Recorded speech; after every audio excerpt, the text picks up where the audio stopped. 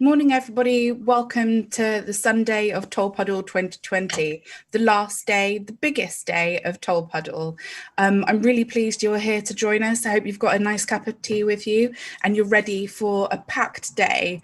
We've got a lot going on, so I hope you can stick with us today, and I hope you've got your banners ready. Over to Jo. Hi, Hannah. Good morning, everyone. Welcome to Tolpuddle, or welcome back if you joined us yesterday. It's a huge pleasure to introduce our first act for today.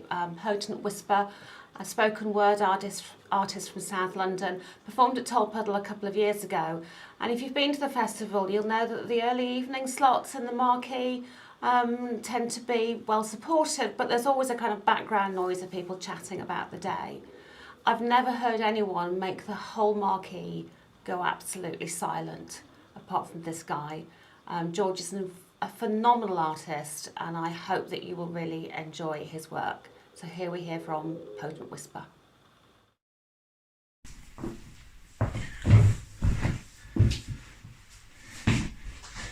Peace, family. Pure love and respect. My name is Georgie. Some people also know me as rapper and spoken word artist Potent Whisper. I'm going to share some spoken word with you today. Before I do, I want to take a second to shout out Kev and the whole team at Tolpuddle Martyrs Festival. It was an honour to be there with you in 2018. Massive well done for putting this together and enabling us to be together when we're not able to be physically. So yeah, much respect and well done for all the hard work that must have gone into making this all happen. I'm going to share some spoken word with you today. Before I do, I want to ask a question. What did you dream about last night? Can you remember? Either way, we'll all have dreams that stay with us forever. People say that they're just dreams or that they're just pretend, but then the way they make us feel is real, though hard to comprehend. Dreams have been a mystery since time was first recorded. At every stage in history, dreams have been reported. Now everyone defines a dream in different ways, but I believe that if we still have dreams today, they must be important. Dreams are what inspire us. Dreams are what we strive for.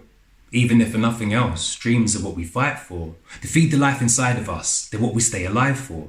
And more, some dreams can mean so much. They're ones that we would die for. But bit by bit, the world persuaded you the dreams are not for real. And over time, they made you buy the lie and claimed you got a deal. But you feel trapped and powerless, and nothing works the problems out. You're trying to find a way to get away, but there's no options now. Your boss has got a hold on you, they're ripping out the soul in you, but you got bills and you can feel the pressure, it's controlling you. You want to escape, you need a change, you wish the end would come. It's like you're in a cage, you think of ways to leave, but there are none. You're out of control. If I gave you a control and said that you could change your settings, that you could live your life without their influence or edits, that there's another life to live, it's just that you've been blind to it, but everything you dream about, you could have in seconds. What would you do if you knew now that you could live a dream? Forget poetic metaphors, I mean live in a dream. That you could go to sleep, but then awaken in the dream. That you'd be there and you could take control inside the dream. You'd be self-conscious. You control everything.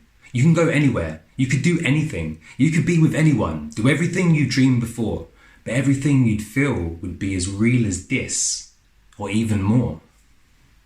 What would you do if you knew now that everything I've said is true? The scientists have proven it, and you could learn to do it too. Would you want to know how?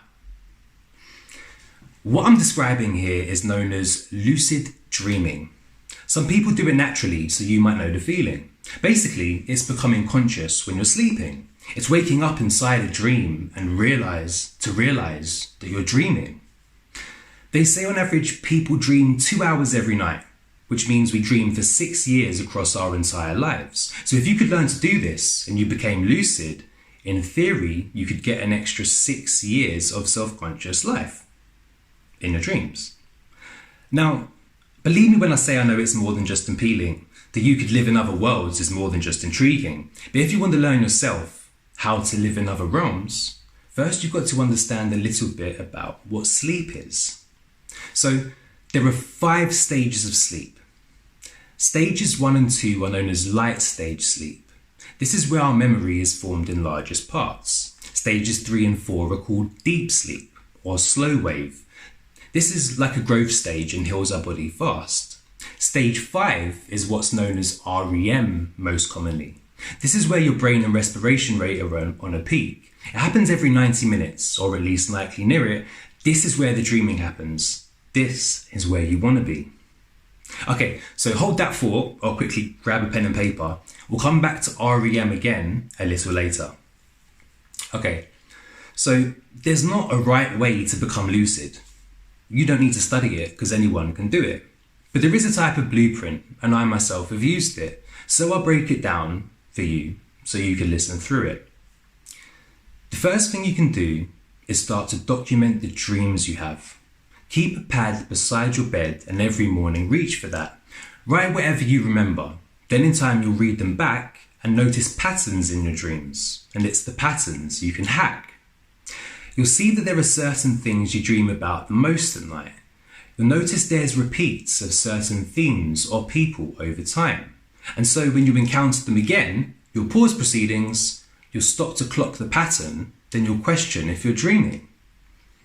At this stage, you need to do a test to check reality. You suspect you're dreaming, but you're not sure if you're actually. So you do a physical test, and it could be a simple check, but this will tell you whether or not you're dreaming, and quite factually. For example, you could look at your hand, count your fingers. Do you have the right amount? Jump in the air. Do you float around or simply come back down? Close your mouth and hold your nose. See if you're still breathing. These are some of the many tests to check whether you're dreaming. The more you do these checks, the more lucidity is probable. So try to check reality in every way that's possible. Anytime, awake or sleeping, any night or day you're dreaming, learn to do this naturally and soon you'll be unstoppable. Okay, so there are a few things left for me to mention. Little tips that I would like to bring to your attention. These will help you lucid dream. They prove to be of use to me, the first of which is something called setting an intention. The principle is simple. Create a plan within yourself. You tell your inner consciousness that you will go to other worlds. You repeat a phrase that says, "Tonight I'm going to lucid dream." You visualize the dream itself and delve towards it as you sleep. It really works. Now, I know a lot of this might not be making total sense, and that's to be expected. You might need to take some slower steps. I don't pretend that most of you won't try at first with no success, but when you do get used to it, you'll thank yourself with no regrets. Because when you're lucid, there's excitement, like intense, immense excitement. Careful though, you'll wake up straight away if you get too excited. Take a breath and take your time, control the dream or pay the price. For help with this, search online for tips on stabilizing. Once you get the hang of it, you can create whole places. You can fly, you can time travel through the ages, teleport, walk through walls, you can even shapeshift. And yes, you could also see your secret crush naked. But beyond the standard things that people like to do when lucid, many around the world have found a wealth of different uses. For example, people use lucid dreaming to practice and develop skills, ones they need or ones they choose, build auras, heal traumas, both in mind and body too, to speak to their subconscious selves, to travel past the path of pain, to see and speak to ones they love, even if they've passed away, to conjure up ideas of which could change the world or change their own, to make the greatest works of art, beauty that you've never known. From Dali to Da Vinci, many artists harness dreams. Even I wrote sections of this guide when I was fast asleep. There's 1,000 uses we could find for being lucid. But we're told that dreaming is not for real or that it's stupid. Because they don't want the world that's ours. They just want us working hard. They won't let us dream. They want us living their illusion. That's why dreaming is a radical act. Dreaming is resistance. To dream is to imagine that the world could be so different. Imagination soon becomes a move towards a vision, and a vision we can work towards to change our whole position. So never let them tell you not to dream or what to dream of. Go to sleep, live your dreams, then wake up and dream on. So that was the rhyming guides to lucid dreaming, which is taken from my forthcoming project, Lucid Lovers, which is a musical audiobook, which is a metaphysical romance, which explores the art of lucid dreaming and the politics of freedom of movement. So that's a musical audiobook. For those of you who are thinking, I've heard of an audiobook, I know what a musical is. What is a musical audiobook?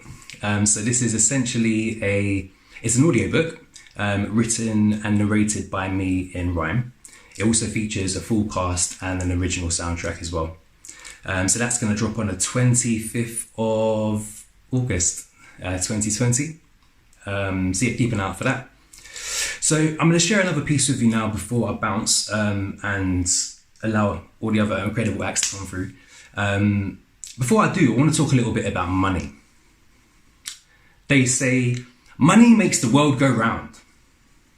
And they're right. Whether we like it or not, it's true. Money rules our lives. Everybody lives for it. Because if we don't, we die. I do overtime on overtime and just about survive. How can people work so hard and still not be surviving? The fact that I still live in London is surprising. All of us know what life is like. The cost of living is rising. Even with a 9 to 5, our wages aren't sufficing. And then you got to pay tax. You got direct tax, indirect tax, alcohol tax, cigarette tax, income tax, VAT, national insurance, CGT. That's gains on capital tax, local tax, national tax, global tax, climatical tax. I'm shocked we ain't got taxable tax. You pay stamp duty, fuel duty, business rates, council tax, import, export, customs duty, tax on property, inheritance tax. They tax you in the road, then they tax you in the sky. They tax you when you travel, when you drive and when you fly. We all pay tax on almost everything we buy. They tax us when we're born and they tax us when we die. All I'm trying to say is we pay a lot of tax. Now, no one likes paying tax. It's not exactly fun. But I guess without it, our country wouldn't run. Taxation is the way we pay for services and welfare. Police, firefighters, benefits, healthcare. Tax is paid by the public and it's spent on the public. Well, that was until austerity was introduced and fluffed it. Now, when I say the word austerity, some people get confused. They've heard the word before because they've heard it on the news, but it's hard to understand in depth. It's kind of complicated. They understand a bit, but no one's ever just explained it. Like, what is austerity? Why do we choose it?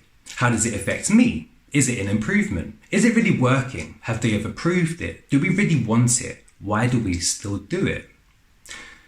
These are some of the questions that I'll address below, because austerity affects you all. And you deserve to know. So, picture this. There's $90 trillion on the planet. Billions are given to investors to manage. They've always looked for markets that are calm with little risk, and they decided housing is where they put their chips. So investors gave mortgages to people who could pay them. They made a lot of money. The market was amazing. But then they got greedy through some new deregulations and started giving mortgages to anyone who craves them. These were called subprime mortgages. The investors didn't care if people couldn't pay their mortgage off because the housing market was perhaps the most secure there was. If people miss their payments, then the houses just get repossessed and then the banks can sell them on, and so the bank's not left with debt. So investors gave mortgages they knew that people couldn't pay because they could always profit from the houses they would take away. But millions of people lost their homes, which surprised the banks. Housing supply surpassed demand, and so house prices crashed.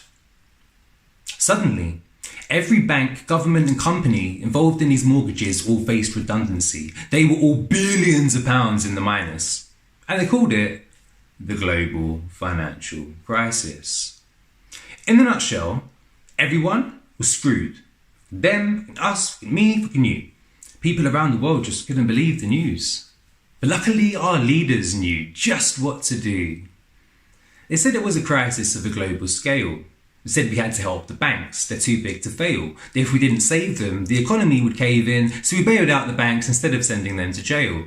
Now, you might be wondering how much we paid to save them, how much we lent them, how much we gave them. Well, in the UK, we paid 500 billion, and some reports say it was up to $1 trillion.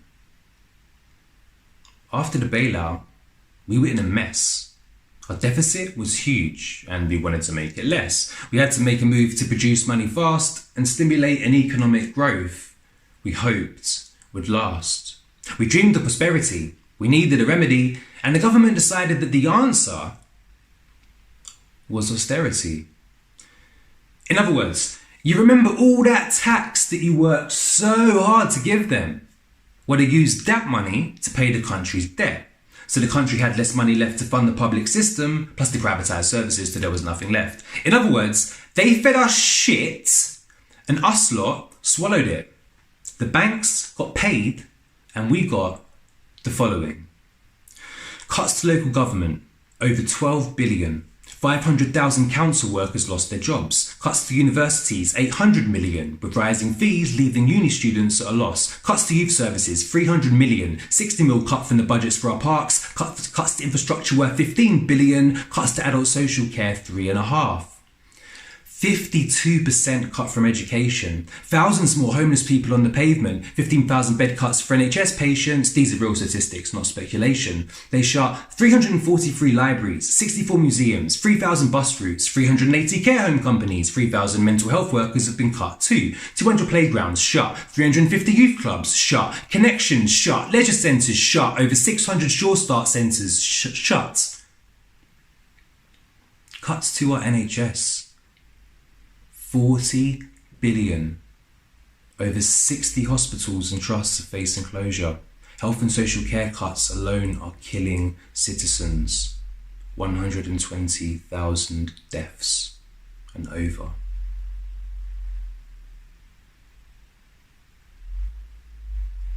But these are just figures. And we are not figures.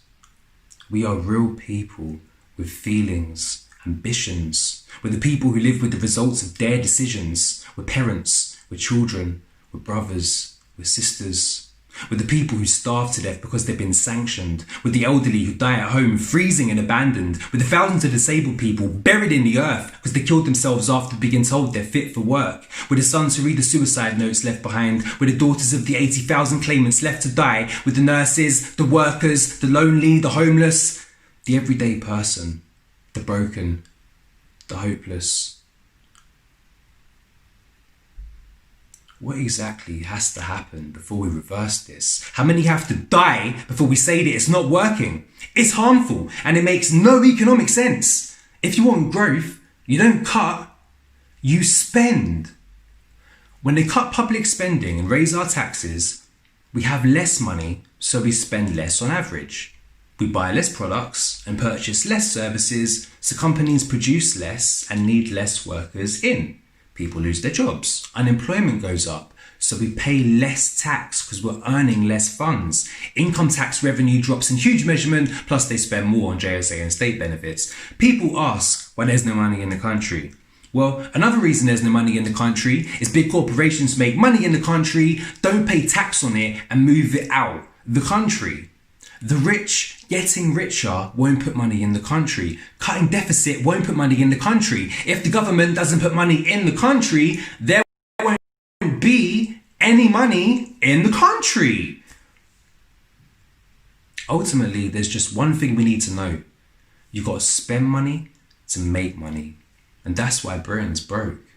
That's why we're broke.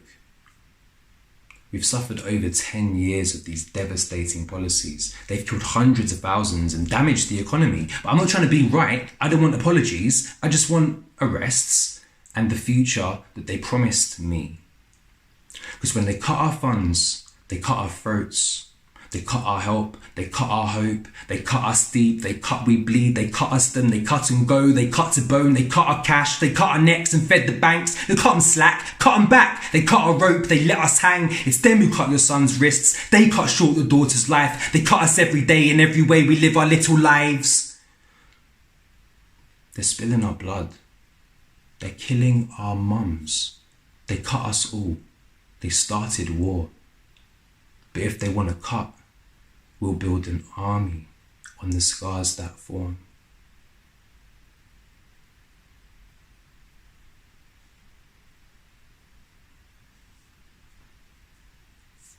That was the rhyming guides to TUC, which is a available online at the moment. You can view it on YouTube or my website, Potent Whisper. That piece was also taken from my spoken word collection, The Rhyming Guides to Grenfell, Britain. I still have a few copies of that. They're like £7. If you don't have any money, no worries at all. Just give me a shout if you're struggling. I'll get one to you still. But yeah, I'm gonna leave it there. I just want to send much love to each and every single one of you watching this. Please look after yourself, look after each other, and don't give up. And sending much love and thanks to the Tolpuddle Martyrs team for inviting me to speak with you today. And much love, respect. Peace. Hello everybody, my name is Paul Maloney and I'm Regional Secretary of the GMB Trade Union in the Southern Region. Geographically, Tolpuddle is in the heart of Southern Region of the GMB and the most unexpected location for the birth of trade unionism. Each year GMB takes part in the Tolpuddle Festival to celebrate the founder members of the trade union movement and their success in repatriation following their deportation to Australia. However, this year in 2020, as we're all aware, the COVID-19 virus meant that there will be no Tolpuddle Festival in July. And it is with great sympathy we offer our condolences to all those families, nationally and internationally, who lost loved ones during the pandemic. And a special condolence to GMB members and their families in Southern Region. Our heartfelt sympathies goes out to everybody. The 2020 Tolpuddle Festival is now a virtual festival, and our congratulations goes to the Southwest TUC for this initiative. The GMB Trade Union plays an active part in the Tolpuddle Festival every year, with our members and branches travelling from all over the country to take part in the festival. The GMB field was established so that our less able-bodied members and unemployed members could enjoy the festival, whilst enjoy the free camping and facilities provided by the GMB in our field. And this adds real benefit to the festival. The GMB families use the facilities and we have had nothing but good feedback on every occasion. Of course, the pinnacle of the event each year at the end of July is indeed the parade through the village of Tolpuddle. I know this virtual event will be broadcast worldwide, and the GMB Union to all our trade union friends across the globe. Remember, as one of our young members recently said, these brave Tolpuddle martyrs were locked up in the act of joining a trade union, whereas today we can take our computers out, join online and freely become a member of a trade union in the UK. Our thanks and gratitude goes to these people and communities who fought so hard for justice for people who live today and can join a trade union. Thank you all very, very much and enjoy the virtual festival.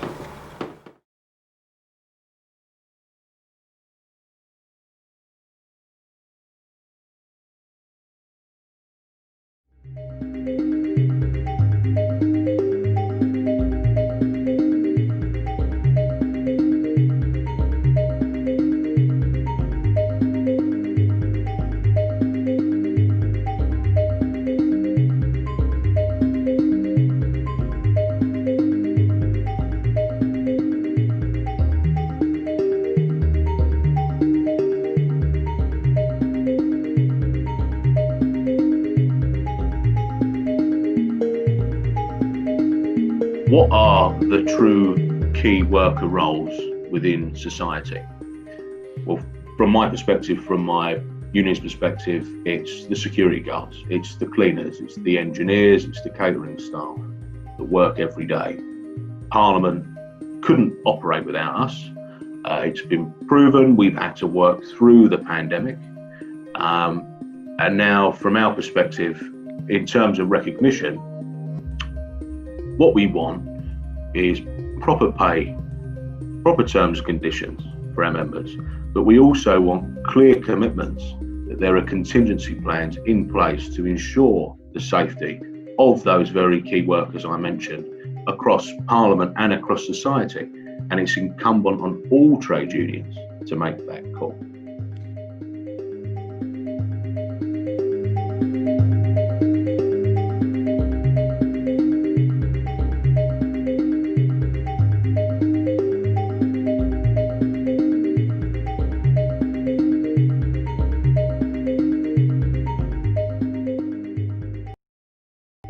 My name's Tricia. I work at Regine House in Liverpool. I work for a cleaner contract called ISS. Been with them for about 10 years, could be longer.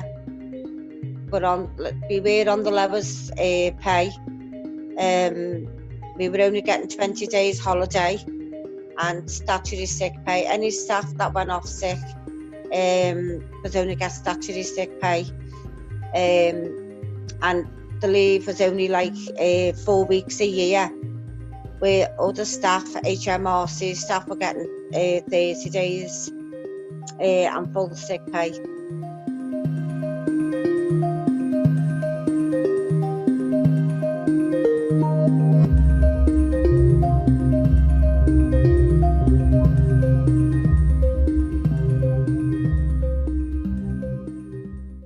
Comrades from a small island, maybe it sounds trite that we need more and not less international solidarity and international cooperation within the labor movement.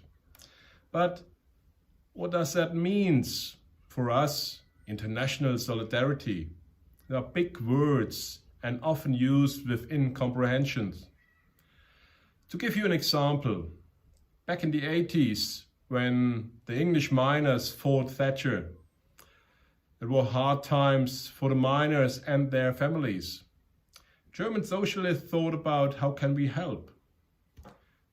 They organized a coach and drove to Barnsley in South Yorkshire. They invited 50 kids to make holidays in Germany.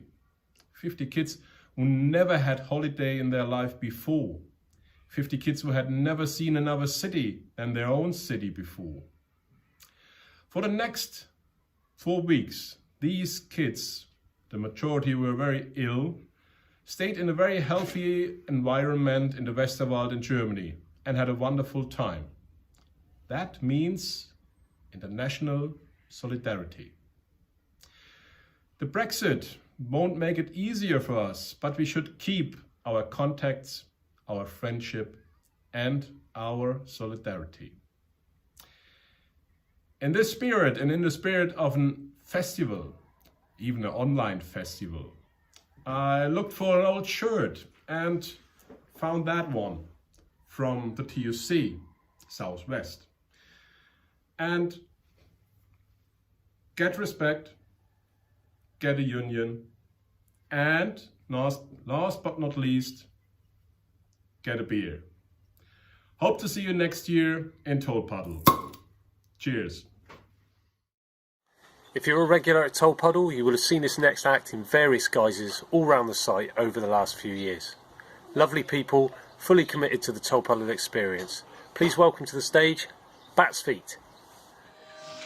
Hello Tolpuddle, we're Bat's Feet. We're coming to you from the People's Republic of East Worthing today, and we're delighted to be here at this virtual festival, but so gutted that we're missing out on going to that lovely field in Dorset and all of the friends that we've made there over the years. I think this would have been our 9th year, wouldn't it, to come along to Tolpuddle, and we vowed never to miss it, but fingers crossed we'll all be there next year.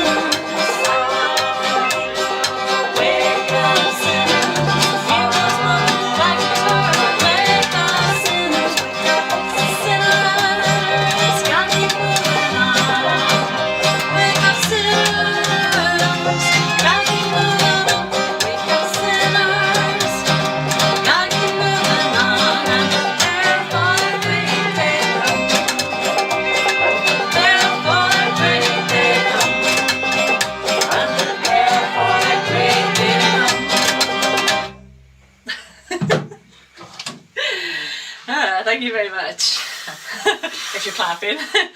That was Wake Up Sinners, our first song. It's an old folk song brought up to date by our own words and voicing our frustrations at the Groundhog Day that's British politics and the selfishness that goes along with it. As you can see, we're proud members of our local Labour Party. So we'd love to say hello to our East Worthing and Shoreham comrades out there. Hope you're watching. Our next song is called Crazy Look and was written by Mary. And it's an angry look at the people who make the decisions, who knowingly make the decisions, with barely a blink of the eye, that affect millions of people in this country every day over this crisis and every day.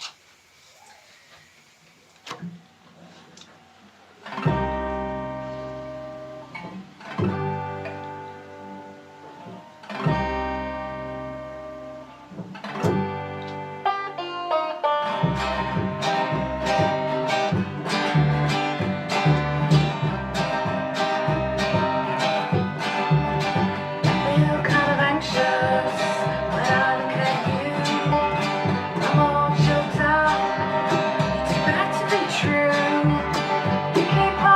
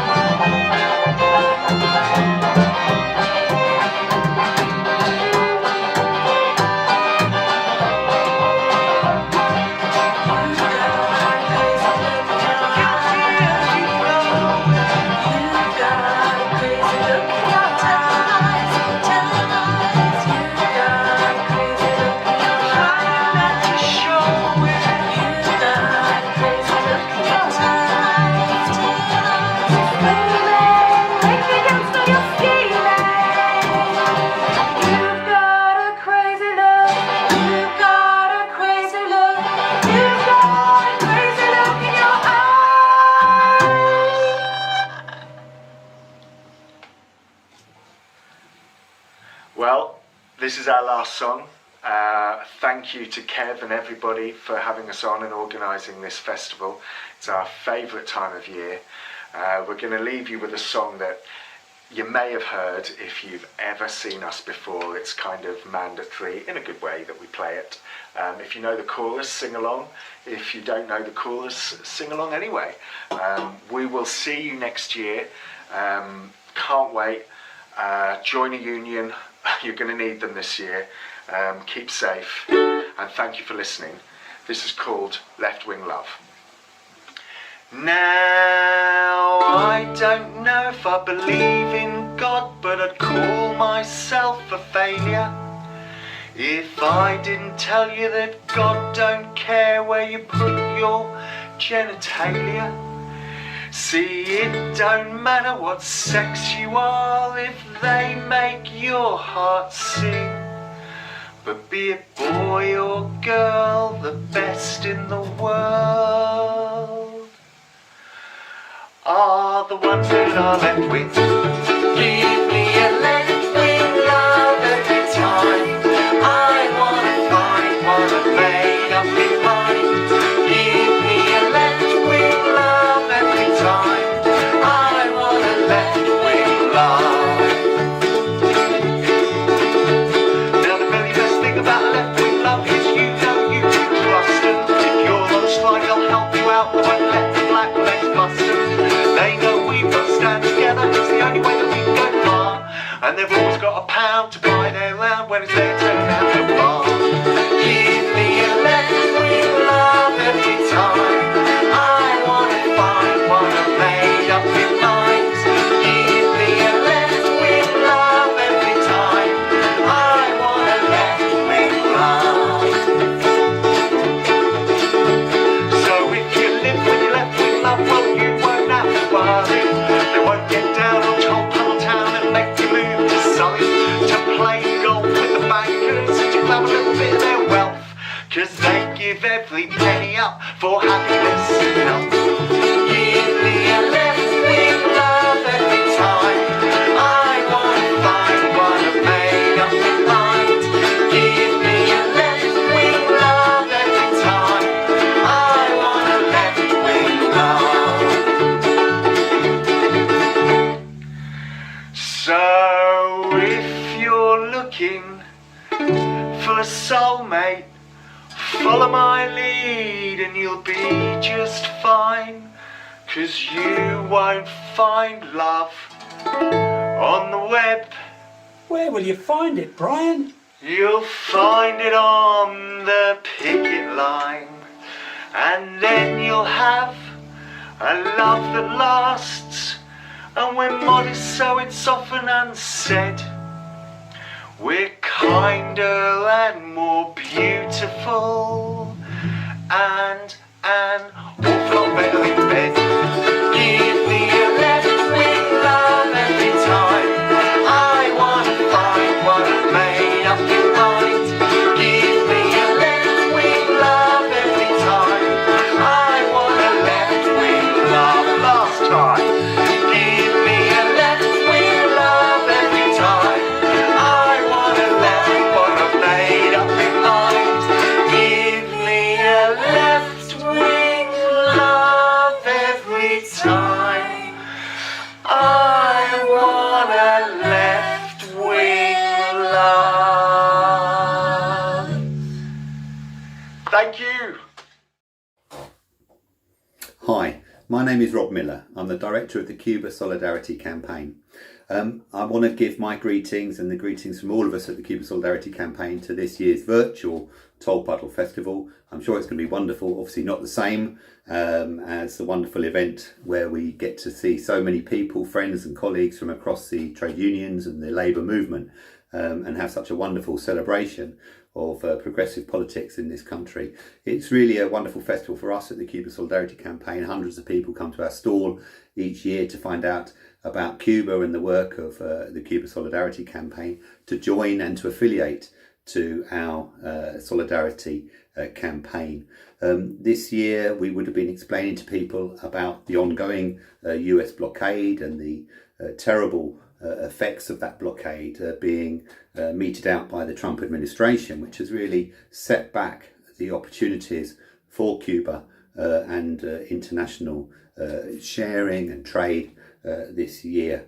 So at the time of the pandemic, also Cuba has come forward once again to show its abilities to be a country of international solidarity. They've sent over 30 medical brigades with over 2,500 Cuban medics to countries around the globe, not just in Latin America and the Caribbean, but also to Africa and Asia, and most recently to countries in Europe, including Italy and Andorra, and most recently to Martinique, French Martinique, and also to the Turks and Caicos Islands and Anguilla, which are British overseas territories. So we're really pleased to see countries in Europe, including our own country, cooperate with Cuba at a time when the United States are trying to demonize Cuba and stop such international solidarity.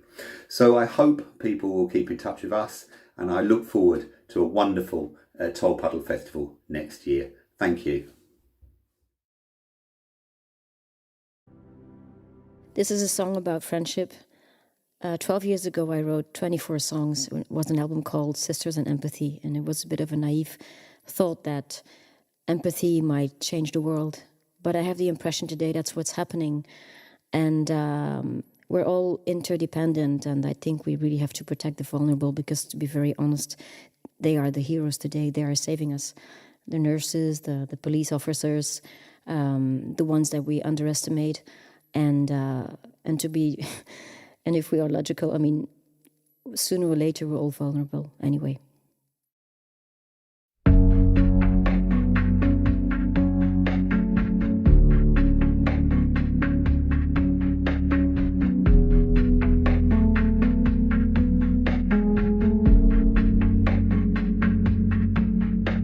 Hier, pauvre, j'étais à l'ombre du soleil. Je marchais, un signe, un miracle, je ne sais. Une main tendue, j'espérais.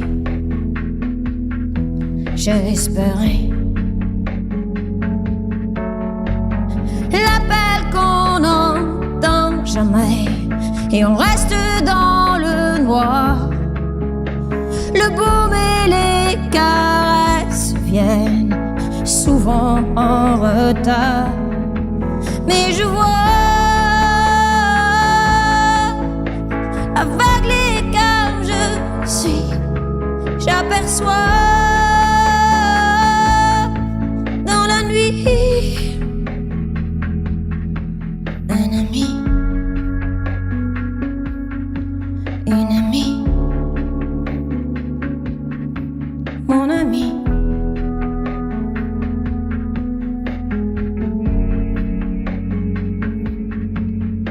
Fier,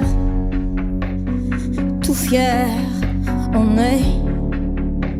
on rêve de son nom étoilé, son nom étoilé. On tombe de haut, l'âme veut toujours trop. Maintenant, je le sais. Souvent la vie m'a donné des leçons de dignité. Et je vois aveuglé comme je suis, le sens, j'ai compris. Et je cours, fatigué comme je suis, au bout, tu es là, un ami, une amie, mon ami.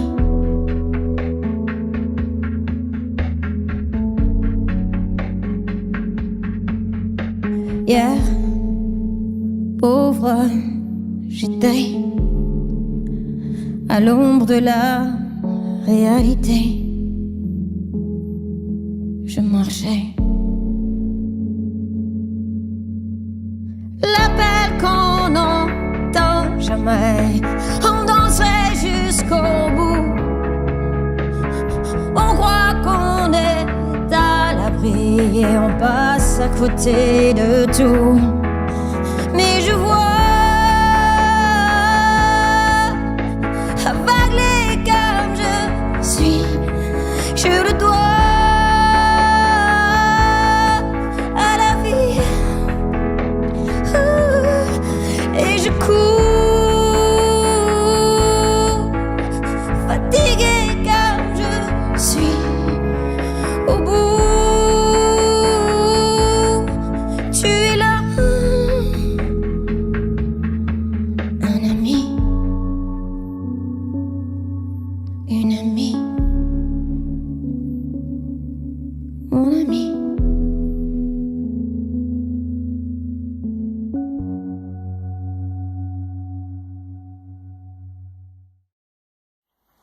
This next act was so good yesterday that we invited him back today.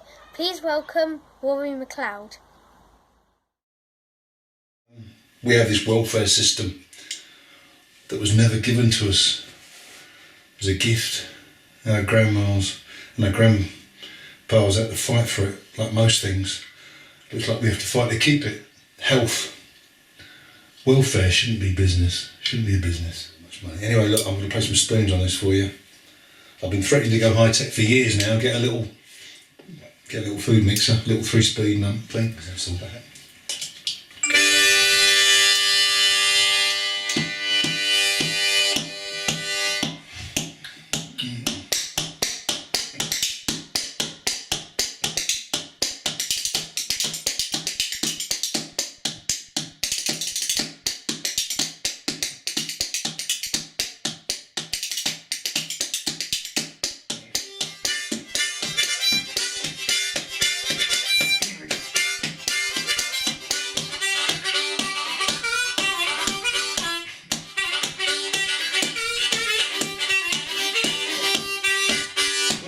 With his fingers in everybody's pie. I hope he watches some of them sometimes. He talks about money, we're talking to hits. He talks to keep himself off of the streets. Well, if there's anything you need, he'll pretend he's got it, and then he'll pretend he can't part with it. He studied hunger like a lawyer, studied his law. He can make a rich man poorer than poor, because he's a shark.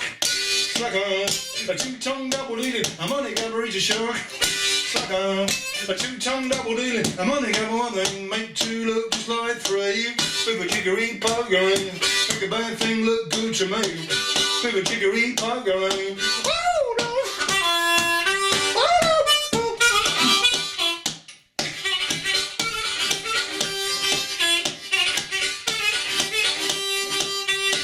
Well, you may believe the wrong side is right. He'll make you believe a black horse is white. Whatever he sells you, don't be surprised. You find yourself cheated half out your eyes. When he sells you think he'll hide the price. He wants the whole loaf, he ain't content with a slice. He must have scales stars, weighs one right down. That's where it's just right if he lacks £40. Between the selling, the buying and the politics, there's the profit and the lies, so the money sticks. Cause he's a shark. Like a two-tongued double-dealing, a money grabber, he's a shark. Like a two-tongued double-dealing, a money grabber, what they make two looks like three. With a jiggery pokery, make a bad thing look good to me. With a jiggery pokery.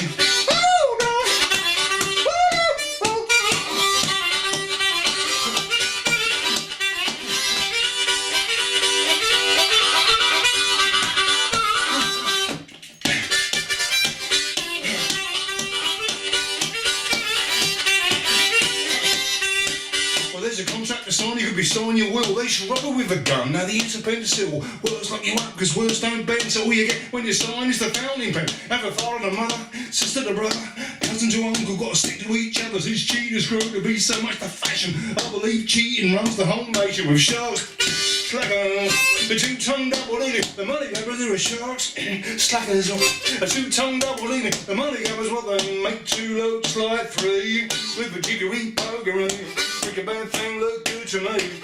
With a jiggery pokery.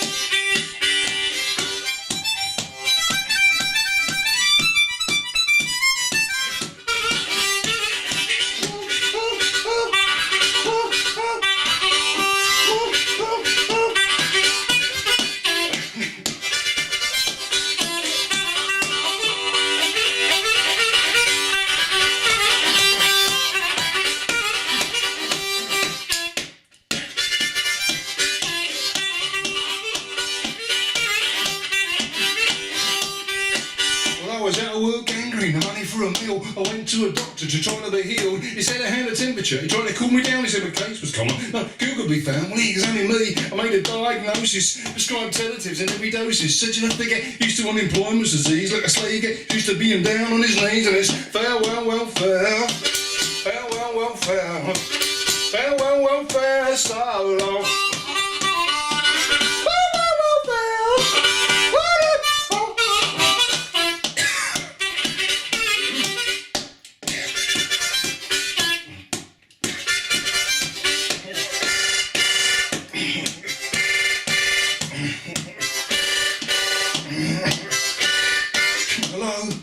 Is it NHS 24? Yes, well, I'm a bit worried. The baby's got a bit of a rash. And I don't know whether it could be meningitis. Meningitis. I'm worried. I don't know. I need some. Google it.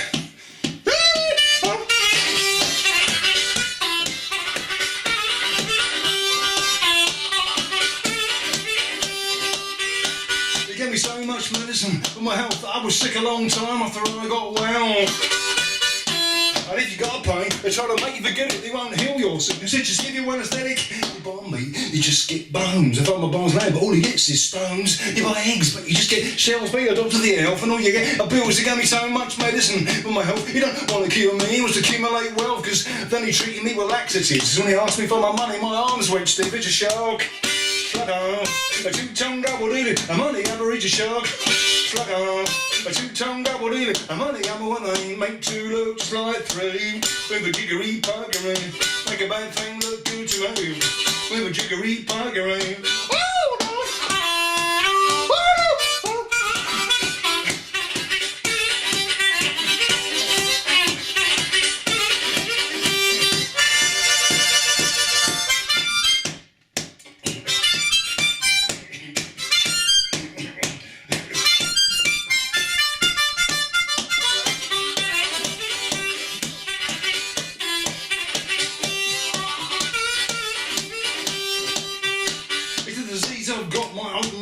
But it's nothing that we can't tranquilise. He won't find a cure, but he makes sure he keeps hooked on his drugs. So I have to come back before he didn't feel my pulse. He said he felt my purse.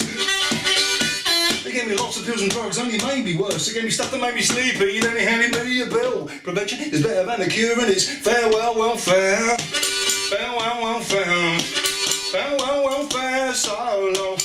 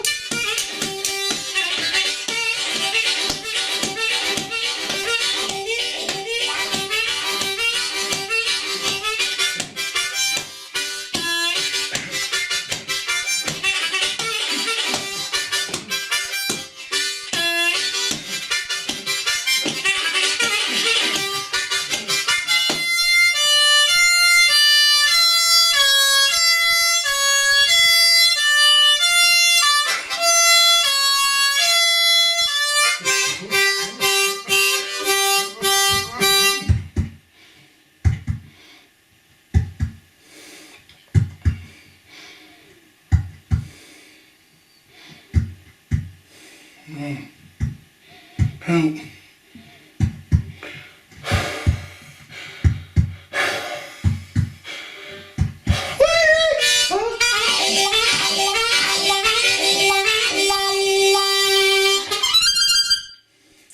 Lucky they turned the life support machine back on there.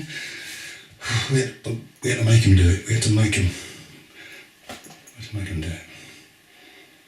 Thanks.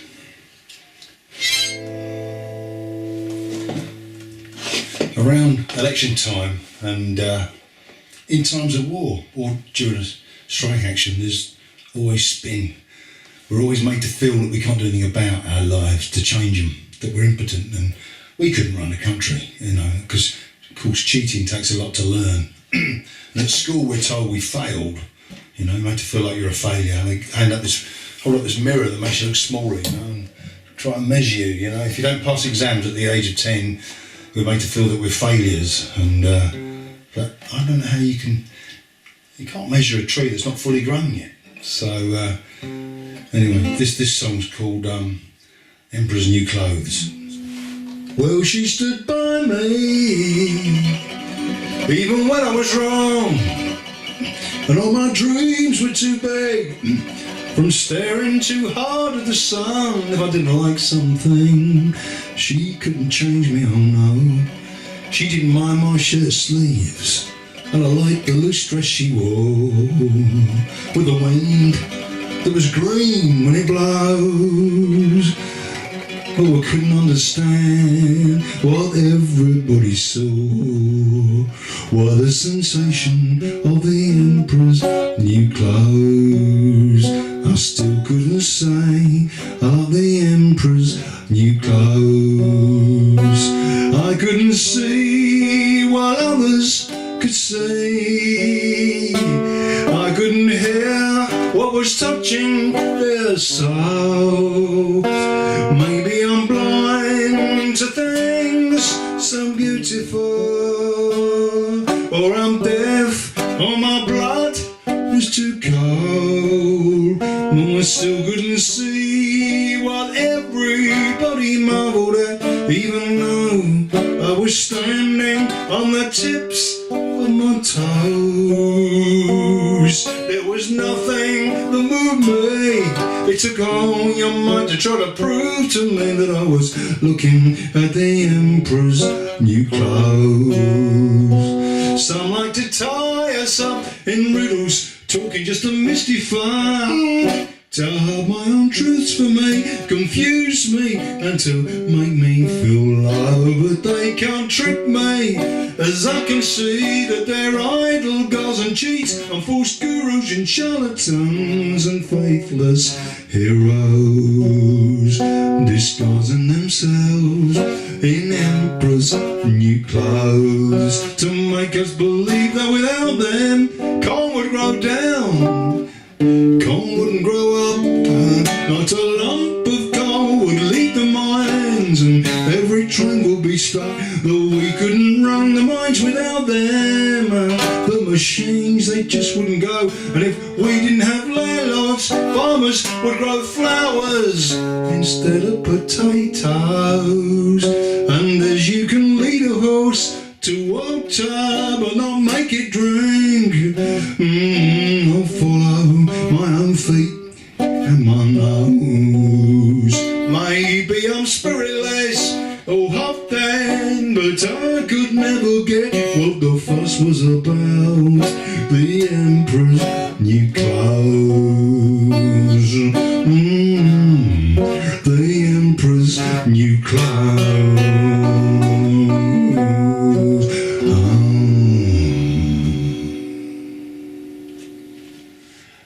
Look forward to catching up again in the crowd. Thanks. At Tolpuddle 2019, we enjoyed the beautiful songs of Latin American singer and activist Ana Ida. So it's with great pleasure that we welcome her back to our virtual festival, this time with the addition of her band, the Anarchistas. Enjoy.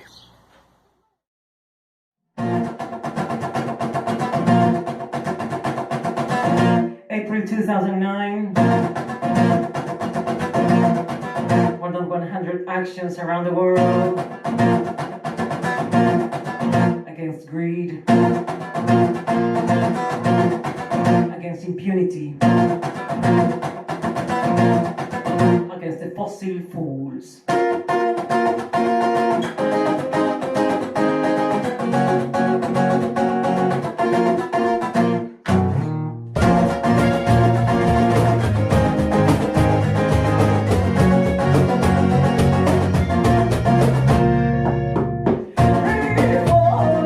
Down, this is the start. Going down, going down, women see the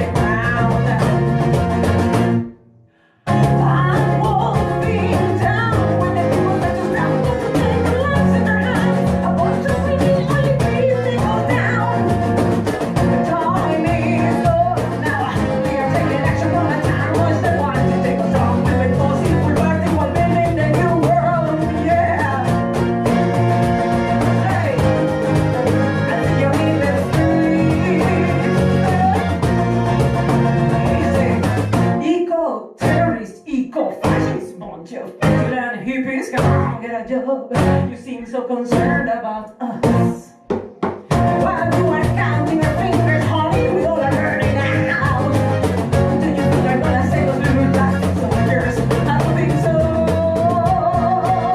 You're a fussy fool. You're a fussy fool. Yes, you are. Oh, you fussy fool. You're a fussy fool. Hey.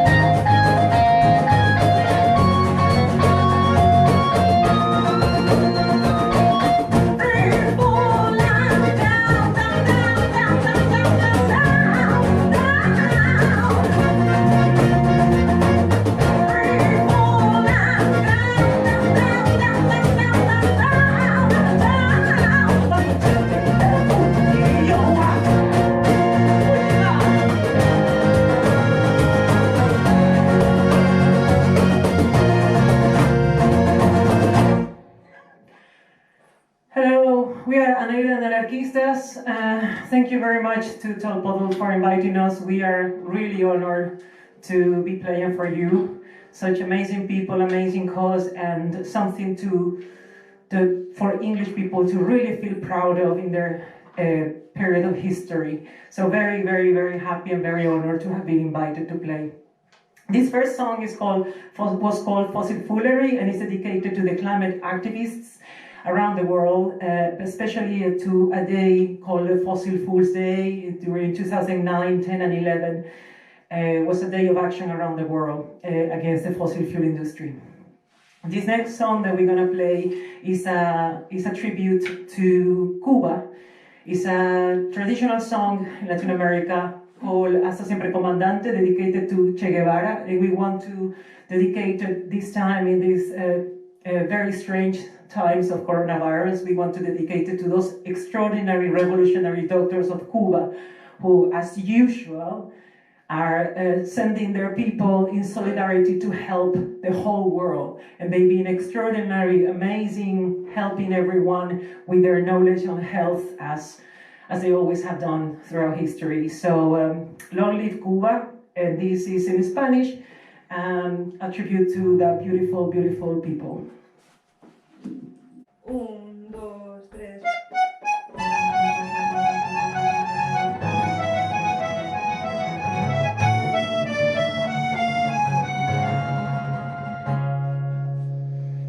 Un, dos, tres, cuatro.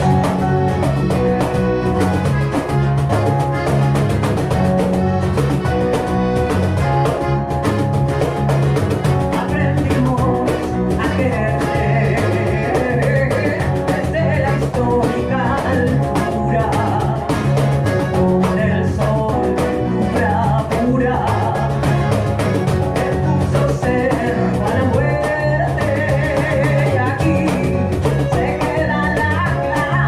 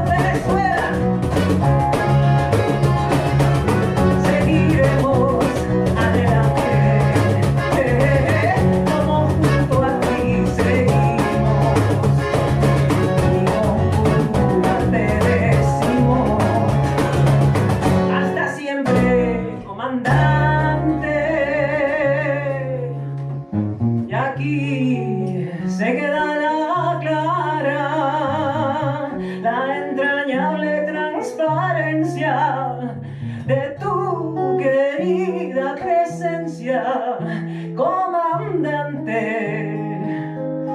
Comandante Fidel Castro Ruz, and to all the people around the world who deserve sovereignty and freedom without imperialist intervention.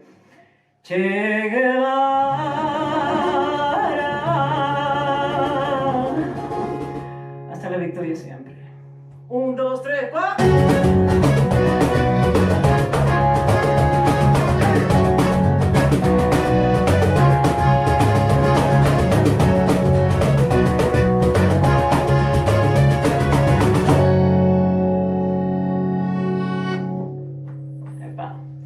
Thank you. This last song that we're gonna have is also our song, a tribute to the working class. It's called El Trabajador. It's a Spanglish song, as many of our songs, and it's to the working class of the world and to our struggle, but also to our dreams. Que se levanta cada día con la esperanza en el sol. El trabajador se levanta en suspiro pensando que quizás estoy. La trabajador que va para agarrando lo que la vida le da. El trabajador se llevó algún sueño por el plan de mañana. La trabajadora, el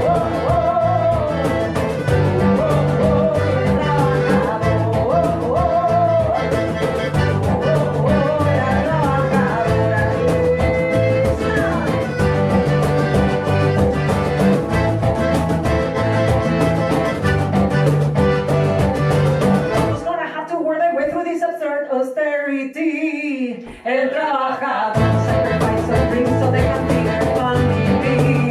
La trabajadora juntos se mantienen luchando to build unity. El trabajador so remembers the meaning of the word solidarity. La trabajadora, el trabajador, la trabajadora.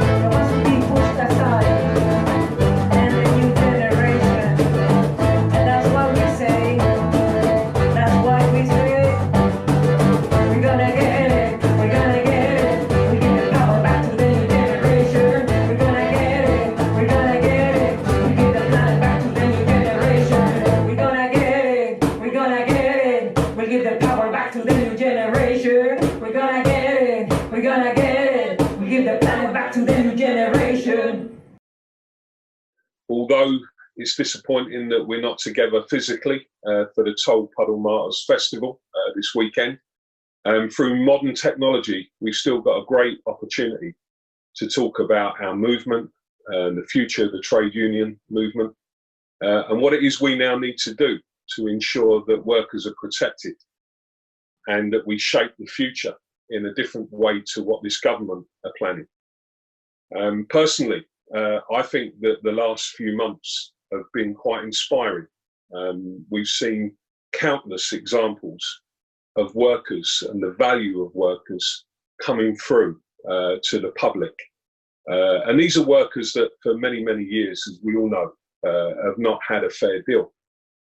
So I'm convinced that if we rise to the challenge as trade unions of coming together, of connecting our struggles, despite the fact that we have seen a major crisis, despite the fact that we're going to have to grapple with the social, health implications, economic fallout of the pandemic, there are opportunities here for us to make great strides in the world of work.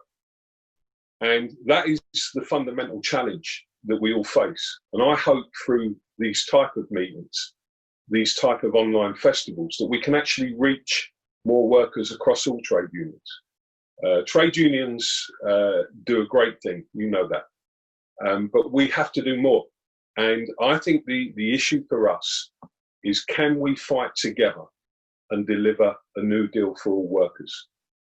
Too often our struggles take us in separate directions when actually we all face the same problems.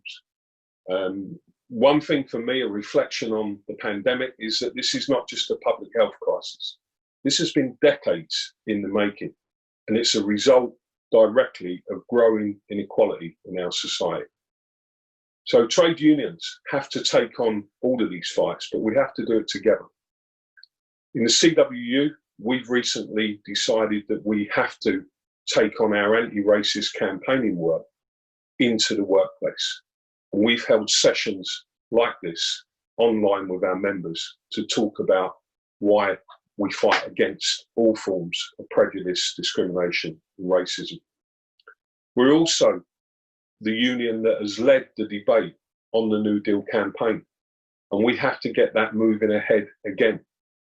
I was really impressed by the fact that in the TUC organised festival, that all trade union leaders have now signed up to a pledge to cooperate far more in organising workers right across the UK, public and private sector workers. But we've got to give that pledge real teeth. We've got to make sure that we mean what we say. And that's why the New Deal for workers is so important. I'm appealing to all of you to bring it up on the agenda of all your respective trade unions. There are 4 simple things that we can do in fighting for the New Deal for workers that underpin the whole programme.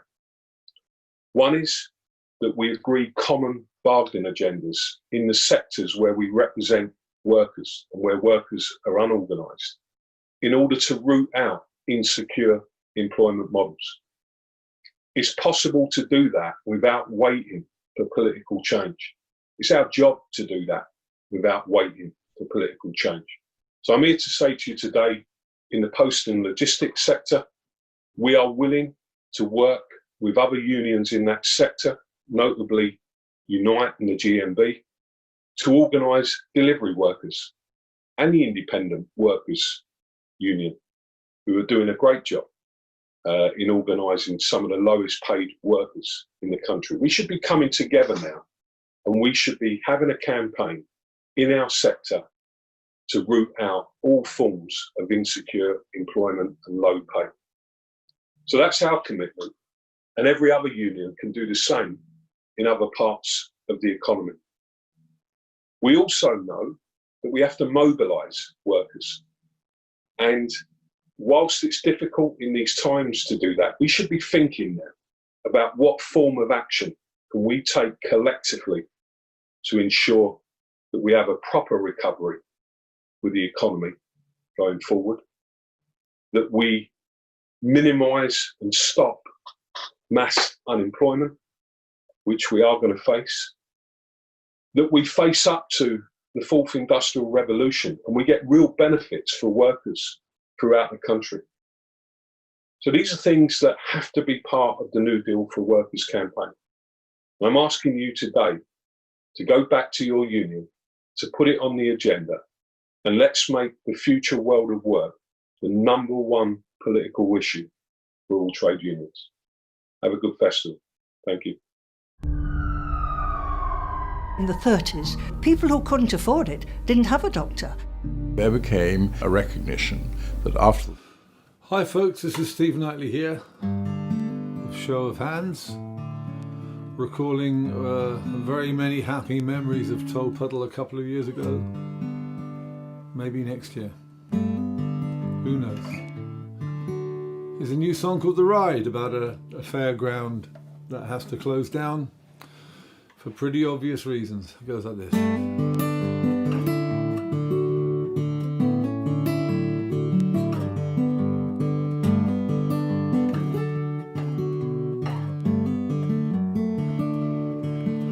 The old man called me in last night, told me he had lost the fight, and the only way to make it right was to close the old fair down.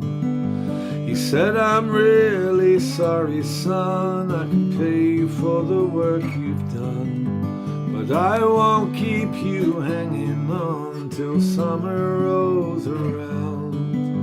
100 years the family's worked these grounds, the county show, the common land and the market towns, but now it's over.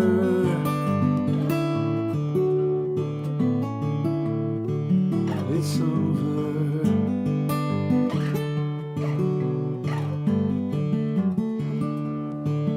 All locked down in the winter yards, a travelling life had left the scars on the gallopers and the bumper cars, all shining in the rain. And as we locked the gear away, I promised I'd be back one day.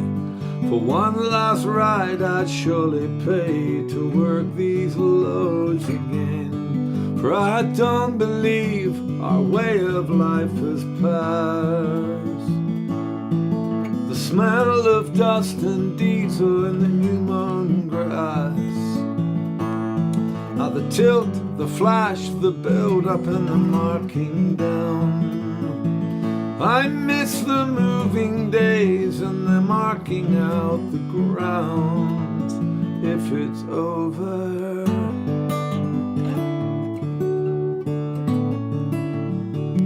it's over.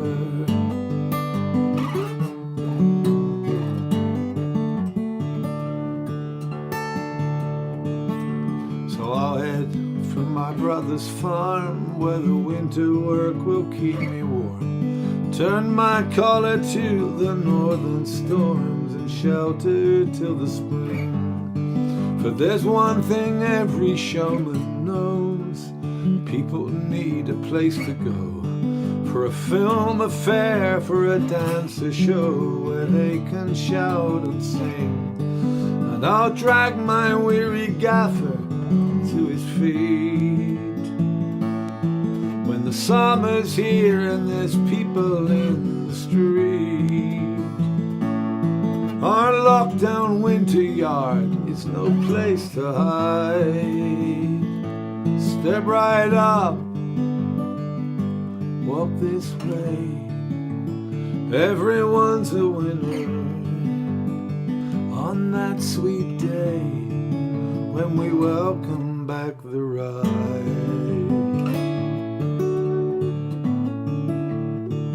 Welcome back the ride.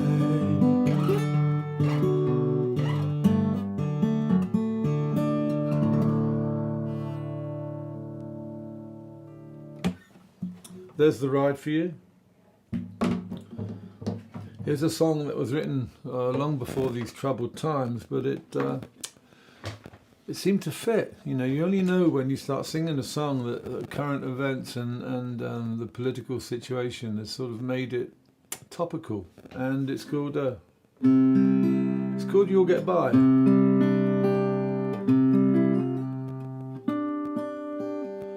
My wife works for the NHS, and the song was originally about the people that she sees as a GP who are suffering from stress and anxiety, particularly in the workplace. And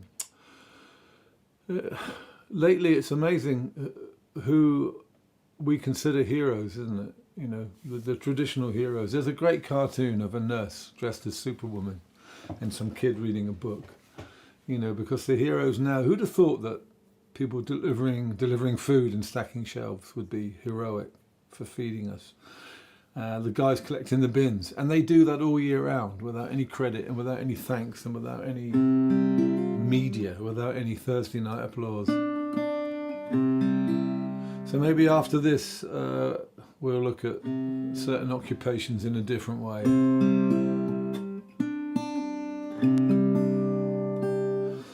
You build a life together and it's shattered to the core, and once again you're gathering up the pieces. The ship has come untethered, drifting free once more, and the ever-raging storm never ceases. Summon up your strength, lean upon the oar, and I'll send you a dove. Now strike out for the shore.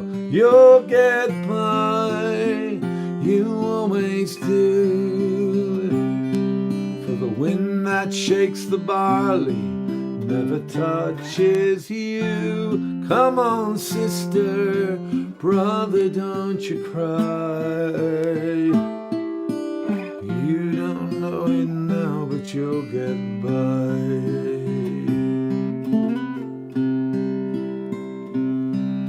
Your best is not accepted, your cries for help unheard, while all around unkindness gets rewarded. Hopes and plans rejected, and you're forced to join the herd. A cynical unkindness is applauded. You have walked this road before, you can walk it once again. Why should it break you now? 'Cause it didn't break you then. You'll get by, you always do. For the wind that shakes the barley never touches you. Come on, sister, brother, don't you cry. You don't know it now, but you'll get by. You're bruised but unbroken, you are bloodied but unbowed, unsteady on your feet, but still standing. It's not the fame or the fortune or the rapture of the crowd when you're fighting for respect and understanding. Castle walls are falling and thieves are at the gate. They would take away our rights and our choices. False prophets are calling, singing out hymns of hate, and silencing the land with siren voices. But the bully and the braggart, let's drag them from their thrones. We don't need those savage songs, we are loud enough alone. You'll get by, you always do. For the wind that shakes the barley never touches you. Come on, sister, brother, don't you cry. You don't know it now, you don't know it now, you don't know it now, but you'll get by.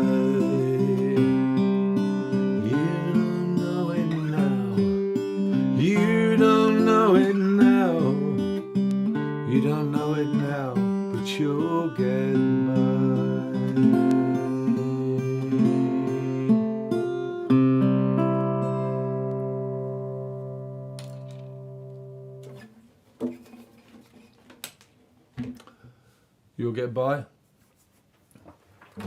What about something just to finish up with? A bit bluesy and a bit more mindless, if you like. This is called Sweet Bella.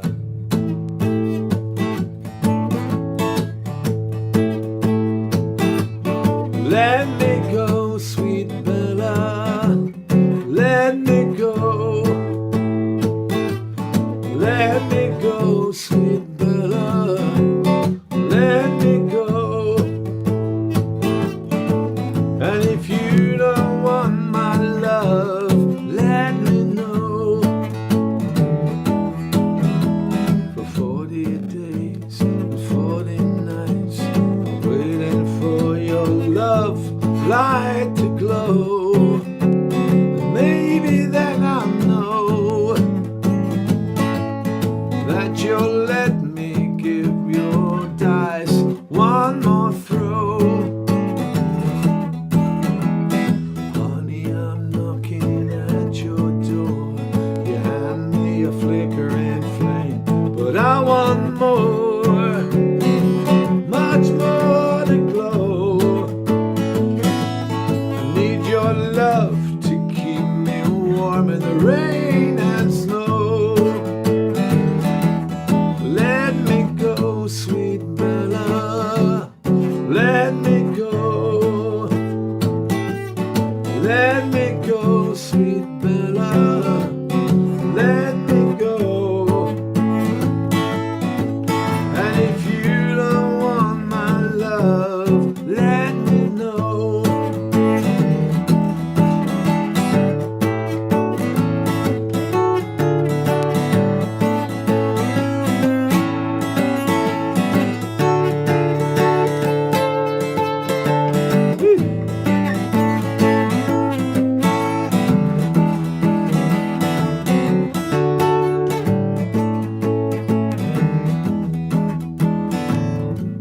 In the early days of Show of Hands, we used to play in the pubs and the bars all the way across the West Country. You know, free admission venues on a Saturday and Friday night. And what's sad is you drive by them now and they're all dark, all converted, usually empty. There's the Quiet Woman, the Black Horse, the Bird in Hand, the Rose and Crown, the Star, the Eight Bells. Long gone, long gone, long gone. It's a shame.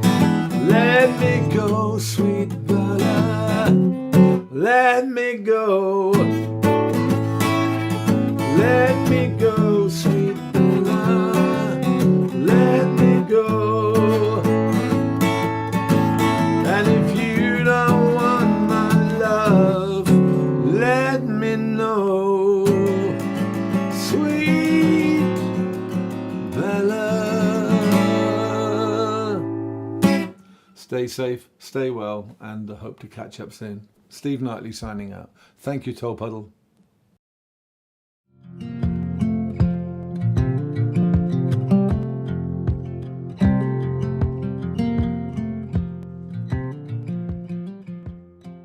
Hello, I'm Jeremy Corbyn. I've been a reader of the Morning Star and before that the Daily Worker for a very long time. Indeed, my mum used to sell the Daily Worker as a young woman in London. And the Morning Star is the only daily left voice of the newspapers in this country. It provides articles about the struggles we're all involved with, about the issues of austerity, about the issues of climate change, about the issues of trade union rights. And it provides a very broad international coverage as well, done on a shoestring from a small office. The achievement of the Morning Star being produced every day is really an amazing one. And so I urge people to support it, to buy it, to read it, and indeed to contribute and write for it. You're not necessarily going to agree with everything that's in the paper. That's a good thing. because a paper has to represent a diversity of opinions and diversity of views, but above all, the fundamental principle of bringing people together on an agenda for social change and social justice in this country and around the world. And so I value the Morning Star. For 10 years, I wrote a column every week for the Morning Star. I wrote probably more than 500 columns for the Morning Star, and it was an absolute pleasure to do so. It enabled me to reflect on the struggles that were happening at that time and my participation in them. And for the last 5 years, the Morning Star has sought to report and understand the policy changes that myself and others were promoting in the Labour Party, the Green Industrial Revolution, the National Education Service, fully funded and publicly owned and publicly run National Health Service, and a system of social justice that didn't allow our children to go hungry in a land of relative plenty.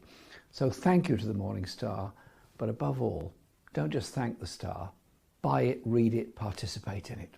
Thank you. Now it's time to settle back and enjoy some top quality, authentic blues from the fabulous father and daughter duo of Michael and Sadie Roach, back at Tolpuddle by popular demand. Hello Tolpuddle, Michael Roach here, and I'm featuring my daughter Sadie on piano and vocals, and we're so delighted to be able to perform for you for your online virtual event. And I was last at Tolpuddle in 2013, and I had the t-shirt on to prove it, Back to the Roots. And I had an opportunity to see the late Tony Benn. He was one of the speakers there, and it was very inspirational hearing him. And one of the other performers was Billy Bragg, who was very, very good as well. Sadie, you were there? Yeah, a lot younger. And so we thought for our set that we're going to play it all the way through, straight through, mistakes and everything. And we hope you enjoy it. The first song will be John Henry.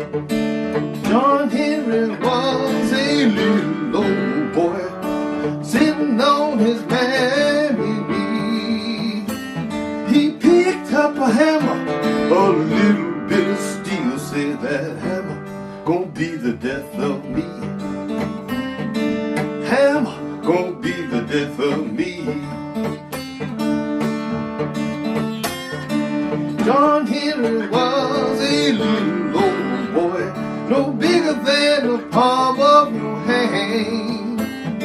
Time that boy was 9 years old, he was driving spikes like a man, driving spikes like a man. John Henry said to his captain, yes, hey man, you ought to see me swing. I weigh 49 pounds from my hips on down, and I love to hear that cold steel rain. Love to hear that cold steel rain.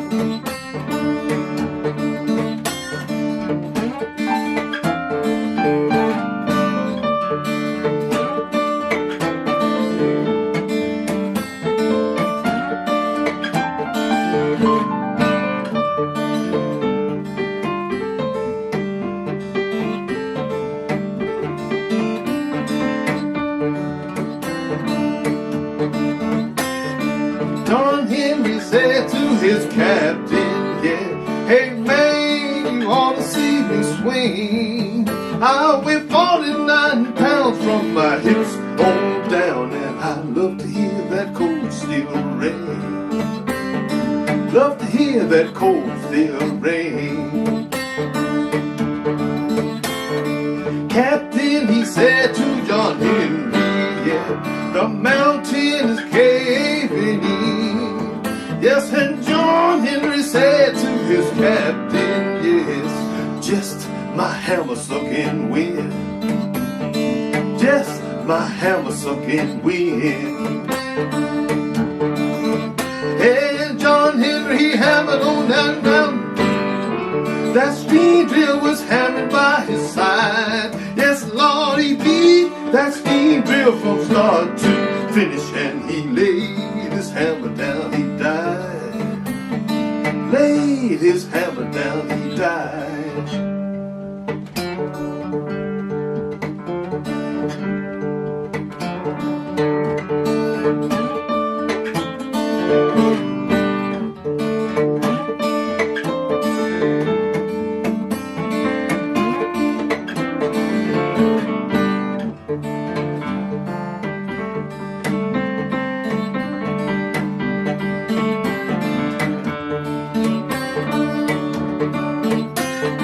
John Henry had a little old wife.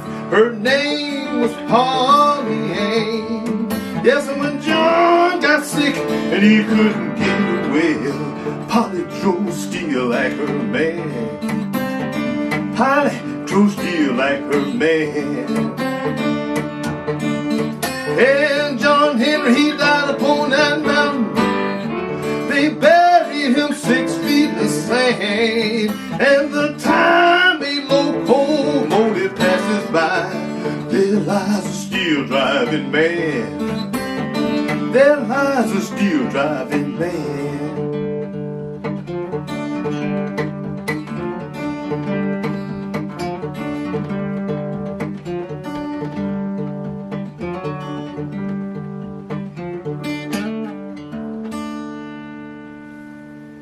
John Henry. All right. And in keeping with the plight of the worker, I thought that we would follow up with another track from the album that we just released last year. And it's called Trying Times. It's available on my website through Stellar Records. That's Tella. Stellar Records is the label that I sell the product through. And say, you tell them the name of the song. So the next song I'm going to sing is by Beverley, and it's called Take This Hammer. And John Henry is mentioned in the lyrics.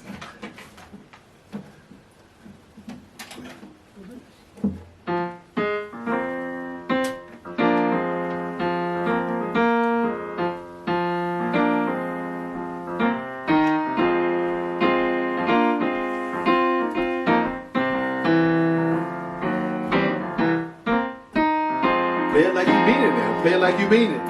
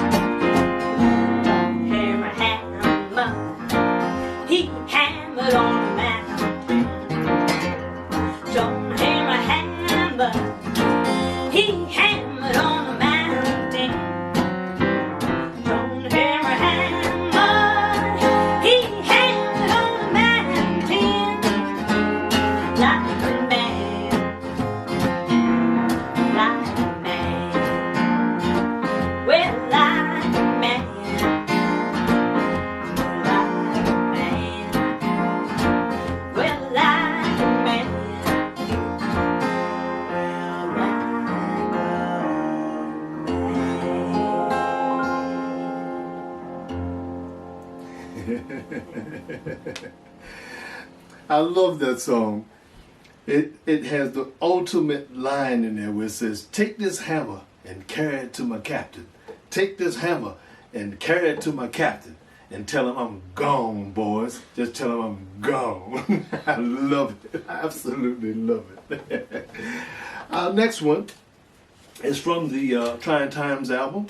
It's a track that we wrote and recorded called "A Vote for Me," and there's a video online on YouTube. So you go on YouTube, you type in Michael Roach and "A Vote for Me," and you'll see it. Mm-hmm. Right? All right.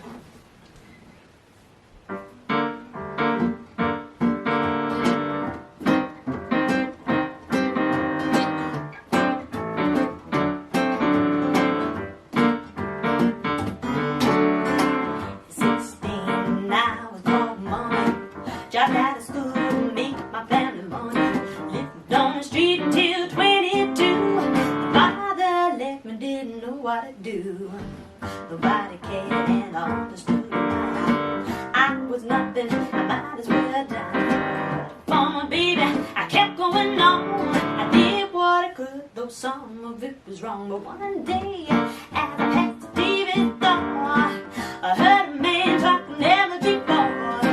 He spoke to me, my baby stopped her mom. He said, "You deserve as much as a queen on the throne." Now I believe in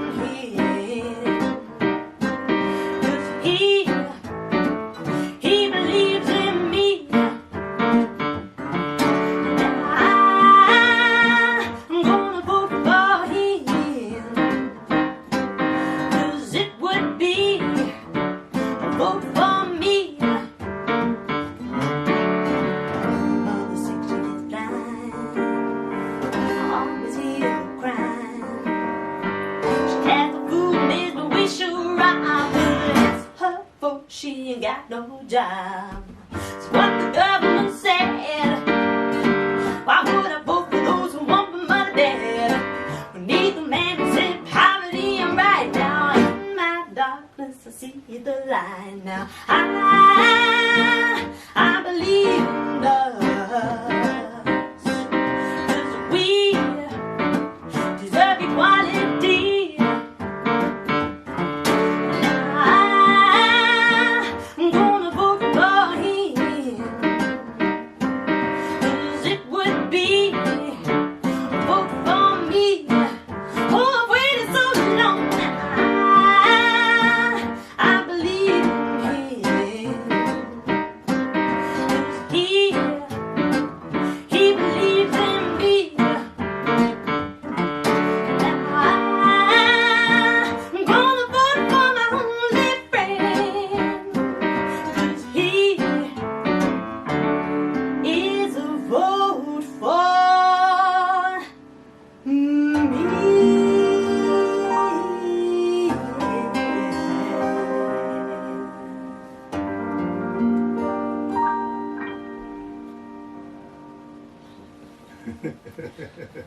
A vote for me.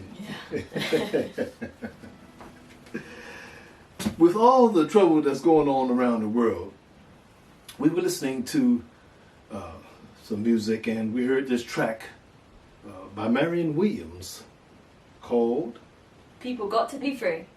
And we heard that, we went, why not? Why not? We're going to do that one. And so we rehearsed it a couple of times, and we hope that you enjoyed it. It's a good way, I think, to finish off our set. And Marion Williams. Yeah, here we go. People got to be free. 1, 2, 3, 4, 1. You should see what a lovely world it would be. Everyone learned to live together. Seemed to me an easy thing it should be. Why can't you and me learn to love one another? Well, there's a man who is down in need of helping hand.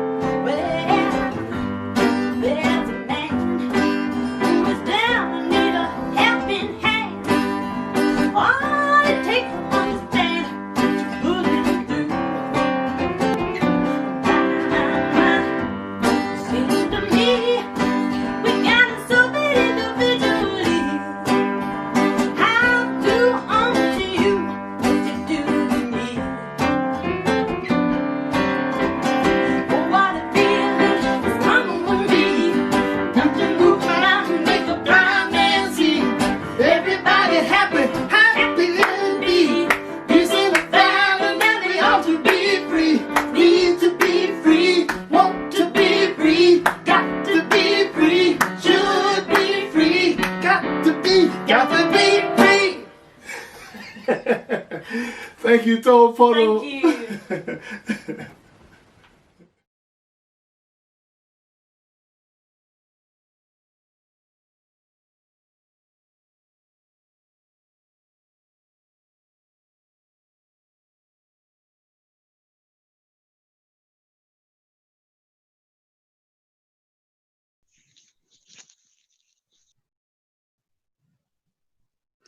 Hello everybody and welcome to one of the Sunday sessions at Tolpuddle 2020. My name's Hannah David, I'm chair of the Southwest TUC and I'm here with some brilliant speakers that I'll introduce later. But firstly, it's my privilege to be the first speaker. Tolpuddle is such an important date in many of our calendars. It's been really odd and quite sad doing things from home, but I'm so proud of what the team has put together and what we've achieved this year. It's still been such a special event, bringing people together from far and wide to remember that we're not alone, to encourage each other, to laugh and to listen, to speak and to be heard. Now, I've never thought of myself as a powerful orator, but I'm here as chair because that's what unions are about, getting the best out of people and encouraging them to do more. Facilitating us to reach our potential, whether that be through a stable job, enough money to live on, the training we need to reach the next step, freedom from bullying, oppression and fear, or maybe just a platform to speak from and the opportunity to be heard. We're all valuable and not just as cogs in the machinery of capitalism, and your union knows it. Every year at Tolpuddle, we celebrate and applaud the brilliant contribution workers make to society, and it's been nice to see that applaud extending across communities in recent months. Despite warm words of praise for the government, these efforts have not been met with tangible reward. Following years of underinvestment, we're struggling to deliver vital services. After over a decade of below-inflation pay rises, public sector workers like myself have seen our value in pay fall by over 20%, at the same time as MPs have seen theirs rise by 20%. I think it's a disgrace that the government is even considering a public sector pay freeze to pay for the increased government borrowing during the pandemic. Workers in France, Spain and Germany are being backed by their governments with investment in their industries and long-term pay protection for workers. Workers here deserve the same. Our government has delivered, what the government has delivered is so far is not good enough. It's a truth universally acknowledged that workers need a secure job with a decent wage, not a discount at Wetherspoons. COVID has seen a reawakened respect for key workers and a reassessment of what really is key.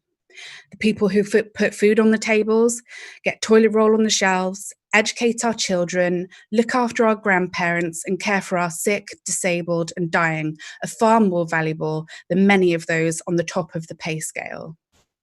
With children going hungry whilst away from school, ever-increasing food bank use, and the realisation that our cultural institutions and the NHS can't be squeezed any further, there's an increased public awareness of the devastating impact of austerity policies, first enforced after the 2008 bailout of bankers. As a movement, we need to continue to organise and to fight in the spirit of solidarity for fair pay and job security for all workers. Since the pandemic began, I've seen how trade unions have played a vital role in winning sick pay entitlement for thousands of workers and making sure workplaces are safe. This is mostly happening behind the scenes. Our movement has fought hard to protect those workers from needlessly being in workplaces to ensure that they're able to stay safe at home. Whilst we're all keen to see our colleagues, friends and family, to hug, to travel and explore, we know the post-pandemic world must look very different to what went before. Workplaces must be at the heart of a green recovery plan to meet the huge challenges facing the nation. We've seen how flexibly we can work, and with the right equipment and right connection, we don't have to live in the city or commute into town. Jobs can be local. We need to keep the pressure for a shorter working week with no loss of pay, to realise the benefits of new technology and to facilitate job creation in order to mitigate against mass unemployment. I stood for chair with the hope of continuing championing the people we often see less well presented in prominent union positions, to help give them a platform. We all have a responsibility to learn to be the best advocate we can be. We proudly stand alongside our brothers and sisters in the Black Lives Matter movement. The pandemic has underlined the need for structural discrimination to be addressed. Like other unions, my union, PCS, has had to fight for sick pay for outsourced workers who, because of mass privatisation since the 80s, have been subject to worsening terms and conditions than the civil servants they work alongside. A high proportion of these workers have protected characteristics.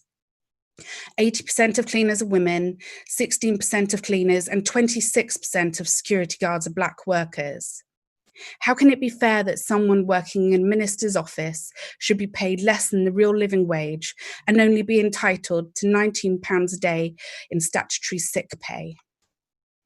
How can it be fair that any worker should feel they can't afford to go home from work when they have COVID-19 symptoms? Well, that is what's happening. That is what happened to Emmanuel Gnomes, a cleaner employed by OCS at the Ministry of Justice's headquarters. He continued to attend work with symptoms because OCS refused to pay him full pay to self-isolate. Sadly, Emmanuel became ill at work and tragically passed away on the 23rd of April. May Emmanuel Gomez and all of the victims of COVID and victims of work-related death rest in peace. May Emmanuel's memory live on as we fight for every worker to have the right for sick pay. We've seen that together we can win, and we must win. We may be living in extraordinary times, but one thing remains the same. We can only win if we stand together, united and organised. Not just with our colleagues, friends and family, but with strangers and not yet friends. Our long history shows us we are not a moment, we are a movement. Thank you very much, everybody. It's my absolute pleasure to introduce our first speaker, Bev Clarkson, from who is the Unite National Officer for Agriculture, National Officer for Food, Agriculture and Retail for the Unite Union. She was a trade union member for 38 years and an officer for 20 years. Coming from Yorkshire and living through Thatcher's fight with the miners, only strengthened her solid belief that we need unions for the working class because the Tory government only wants to suppress our voices. Bev, thank you and welcome. Well, good afternoon, everyone. And firstly, I would like to thank the event organisers for making sure that this year's event has managed to go ahead under really difficult worldwide circumstances due to this pandemic. Well, normally I would drive from Yorkshire to the festival and I would be in total awe of the beautiful scenery and the picturesque villages that I would drive through. It conjures up images in my mind as I've drove through of wealth, health, good living and people that live there. However, in reality, the truth is far from that. All we have to do is scratch a little bit behind the surface. And the fact is that a lot of the people here are living well below the poverty line. These are the unknown faces behind the beautiful countryside. They don't live in the thatched cottages and the big farmhouses. These are people that are living in overcrowded caravans and dormitories with just a few pounds left in their pockets each week to live on. We often see on the TV the poverty in the urban inner cities. What we don't see is the poverty that lies within our countryside and our green and pleasant land. We think that people live in the beautiful rural villages are living the dream of afternoon teas, watching the cricket on a Sunday afternoon, but the fact is that they are in a living nightmare. What is this? Why is this happening? Poor infrastructure is one of the reasons I believe that is needed. I mentioned at the beginning that I would normally drive down to Tolpuddle.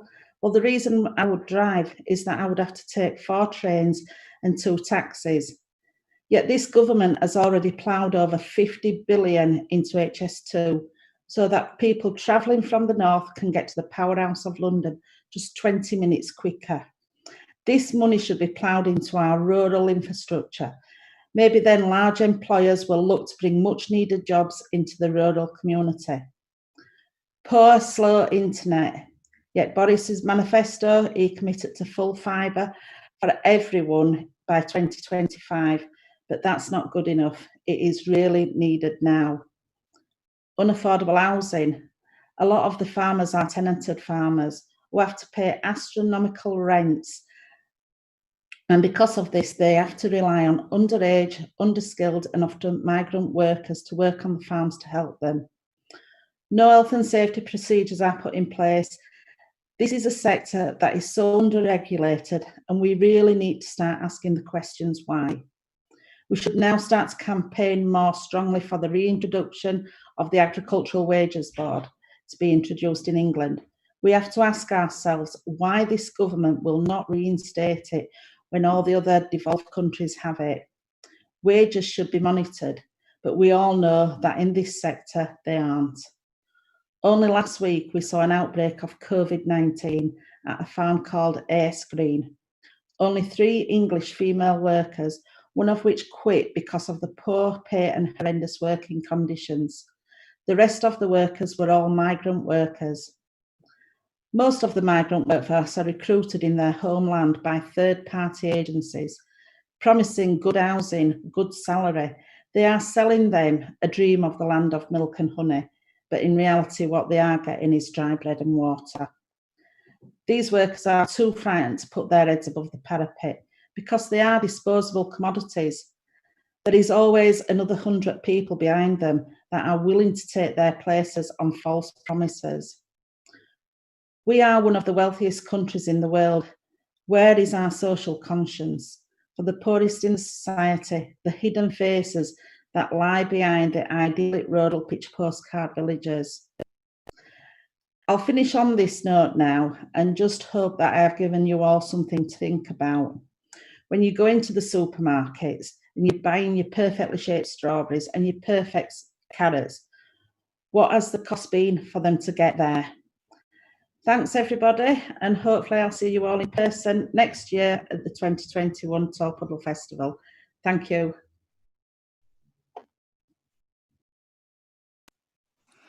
Thank you so much, Bev. That's really great, and look forward to seeing you in person next year.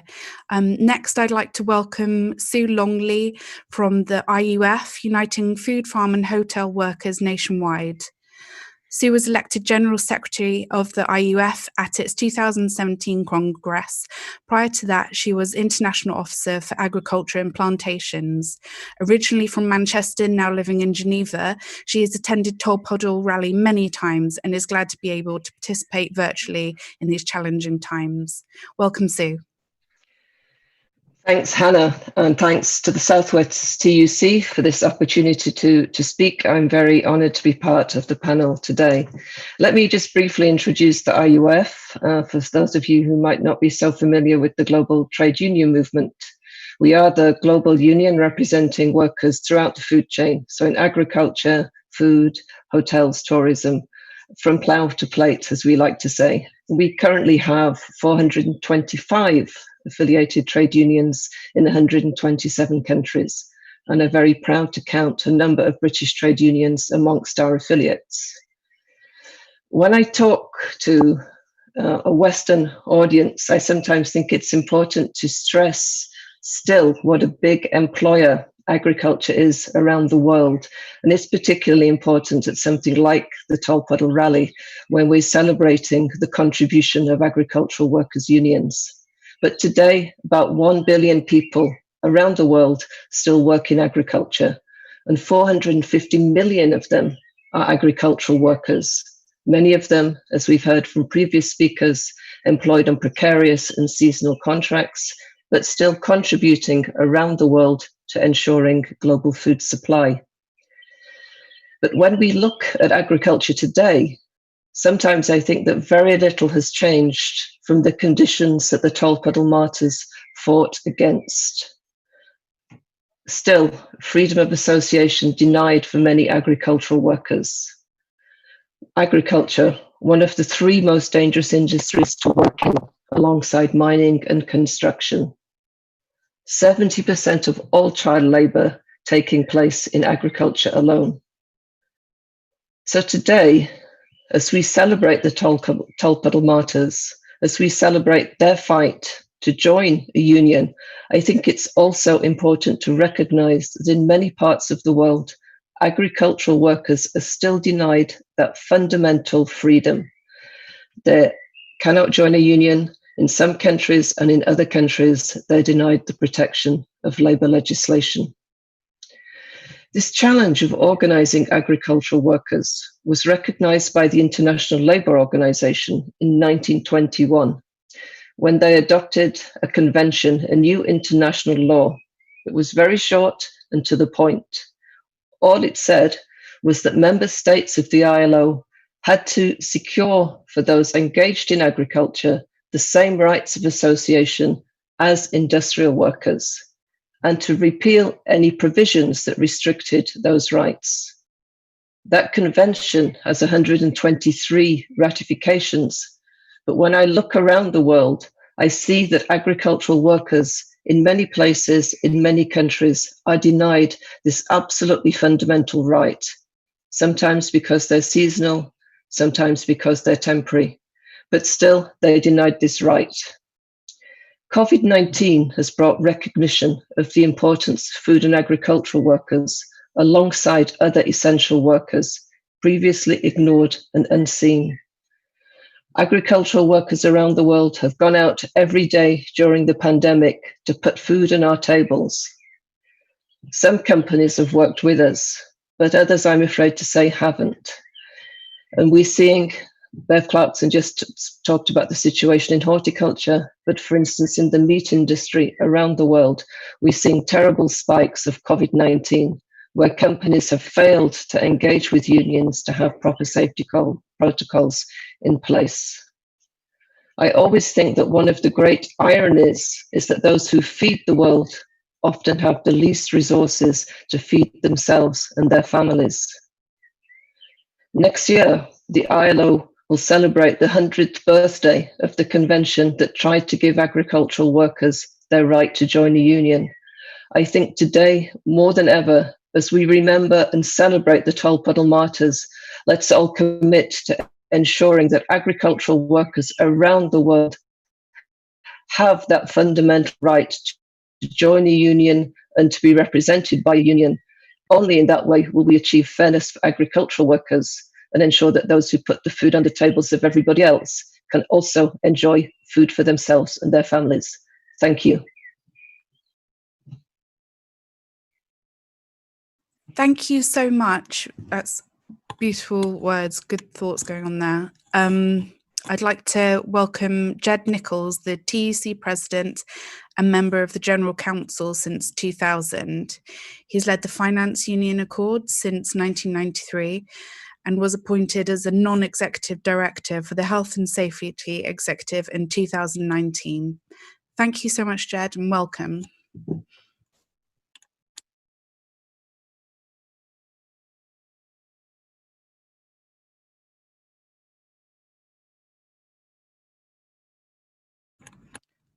Sorry, Ged, I'm afraid you need to unmute possibly.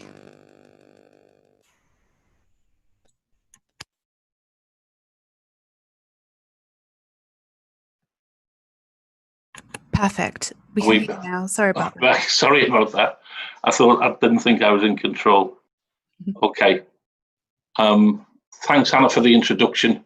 I'm delighted to join you at the first ever Tolpuddle Virtual Festival to celebrate our history and focus on the future, and to bring solidarity as TUC President and from my own union, Accord.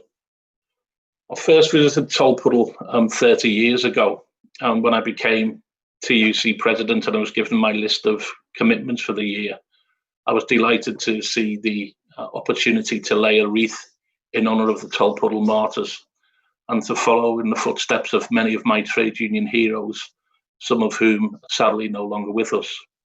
I didn't dream that I'd be making a contribution through a computer screen from my dining room. So it's been an incredible year since I took over from Mark Sawatka.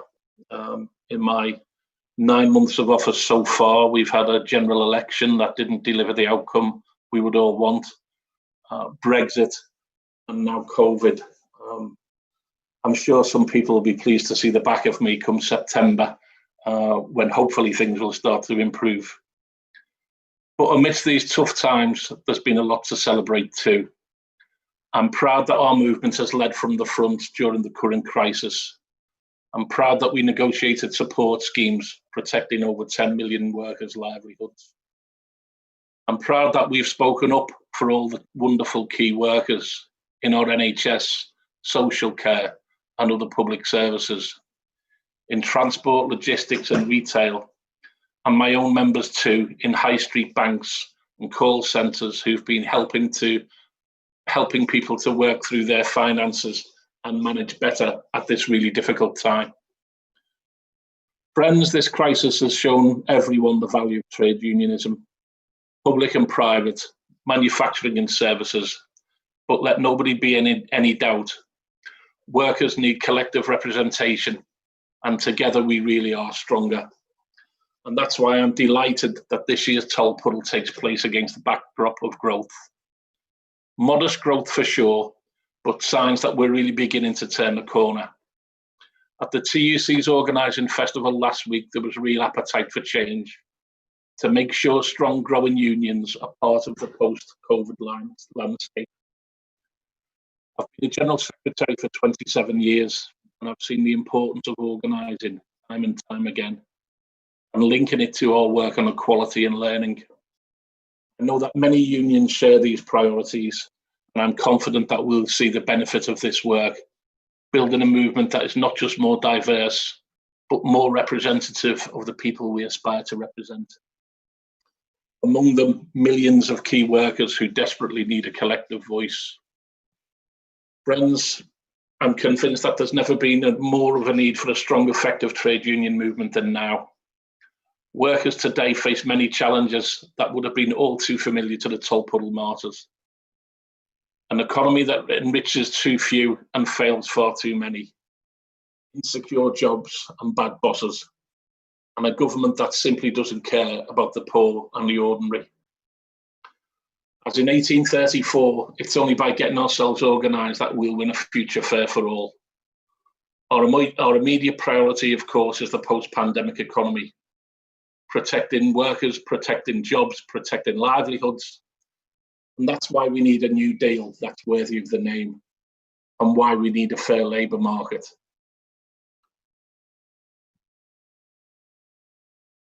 Why we need investment, not austerity. For young and old, black and white, women and men, everyone deserves fairness at work. And when this is over, there can be no going back to business as usual, not just for the many, but for all. Friends, COVID has been like a bolt from the blue, but all the other huge challenges we face haven't gone away. There's the long-term impact of Brexit on our national prosperity, the rise of the far right, populism and racism, and the tech revolution that will change the way all of us work. That's why we've got to start building for the future now. History has shown that workers do best when unions are strong. After the TUC was formed in 1868, we won huge social improvements. After the Second World War, we won our NHS, welfare state, and homes fit for heroes. And amidst today's disruption, we must win for workers once again. And for inspiration, look no further than those brave pioneers from Tolpuddle. They stood up for what they believed in. They showed that workers will always be stronger together, and they changed the course of history. The Martyrs refused to abandon their principles, and we should refuse too. Unity, solidarity, collective action, these are the things that bring us together as workers and as trade unionists. So in this defining moment, let's stick together, fight together, and win together. Thanks for listening, and solidarity to all. Thank you so much, Ged. Really appreciate that talk. And thank you very much to all of our speakers today. We're going over now to the procession and we'll have more speakers later, but that was a wonderful start. See you all next year. Thank you. Bye-bye. Oh, go on then. Okay. Are we good? Oh my God, you smiled. It's amazing. We're good. Yeah, Thanks go. so much, everyone. That was really good.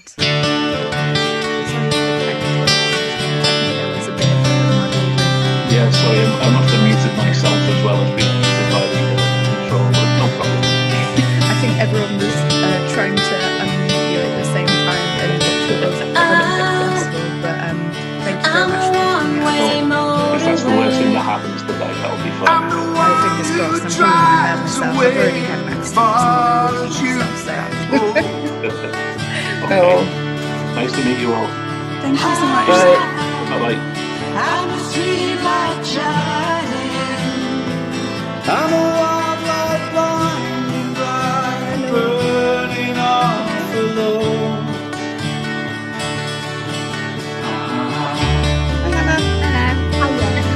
Really good. It's times like these you learn to live again. It's times like these you give. Can I go back to the other scene now? Yeah, and then times like these we learn to love again. It's times like these, time and time again. So you've got to do end to 4, Hannah, because you're the chair, you're the host. Yeah, but up, it's fine.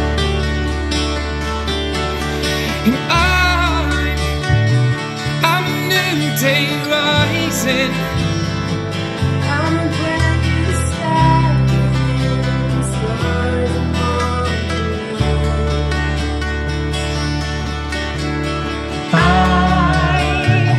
I'm a man by day. Do I stay or run away? Leave it all behind.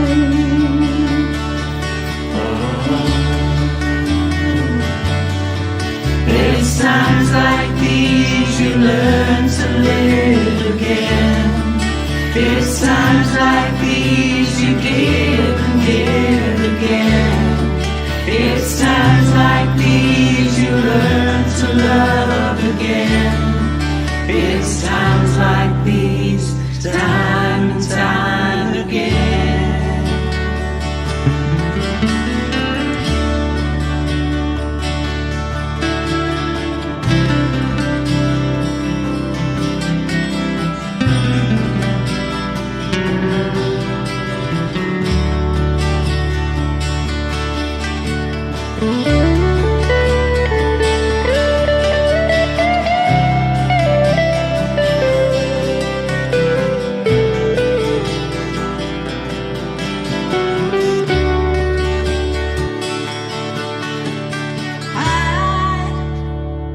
I'm a one-way boy. I'm the one that drives away, then follows you back home.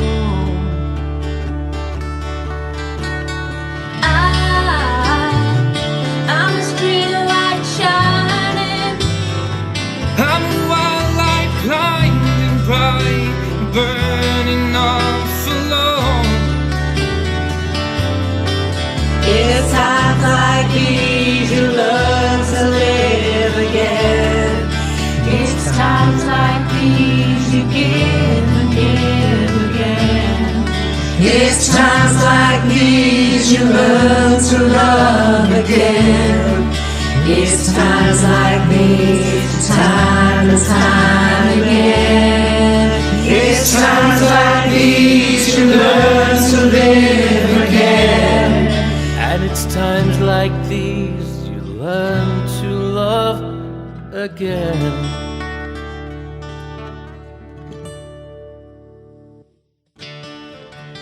Thanks for listening. Hope you enjoyed it. It was just a bit of a project for some of the staff at the North West Ambulance Service, something positive to focus on in these difficult times. If you did like it, please feel free to donate on the link below, Just Giving page. It's for the North West Ambulance Service charity, which is there to support its staff.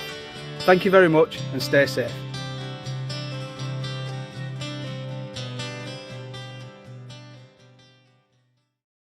This is it.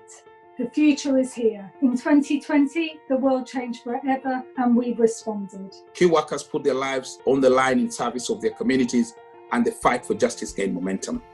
People began to organise. While the pandemic has threatened our lives, our incomes and our security, the UK's trade unions have become more vital than ever. Whatever your situation at work, being in a trade union is the best way to protect your job. Be safe. Get your wages rising, your rights protected, and secure the respect you deserve.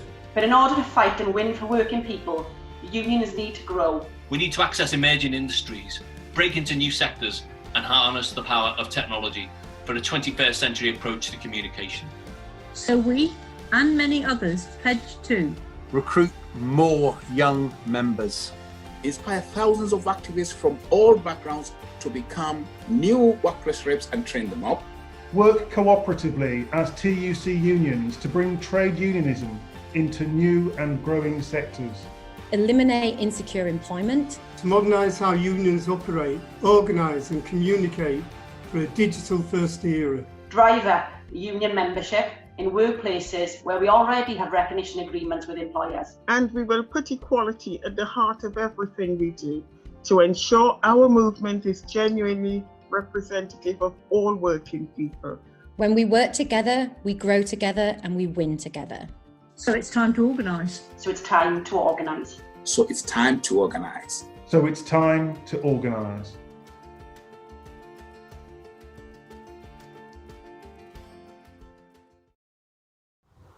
I'm Tom, and I manage the Tolpuddle Martyrs Museum, social media Tolpuddle Tom, and I'm here in St John's Churchyard in Tolpuddle by the grave of James Hammett.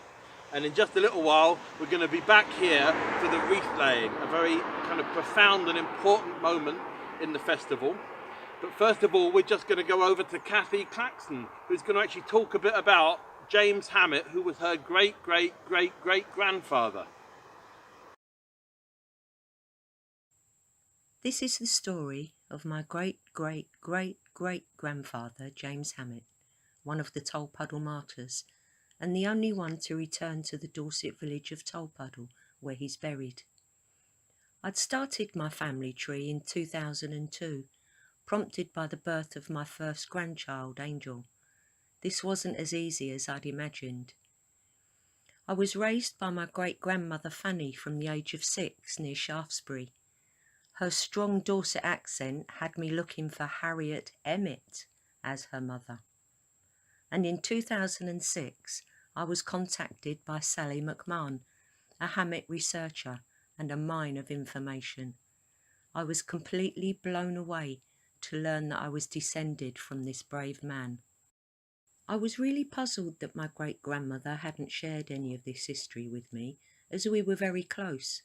She shared many tales of her childhood and struggles in life, but nothing of her great-grandfather James. Why hadn't she told me?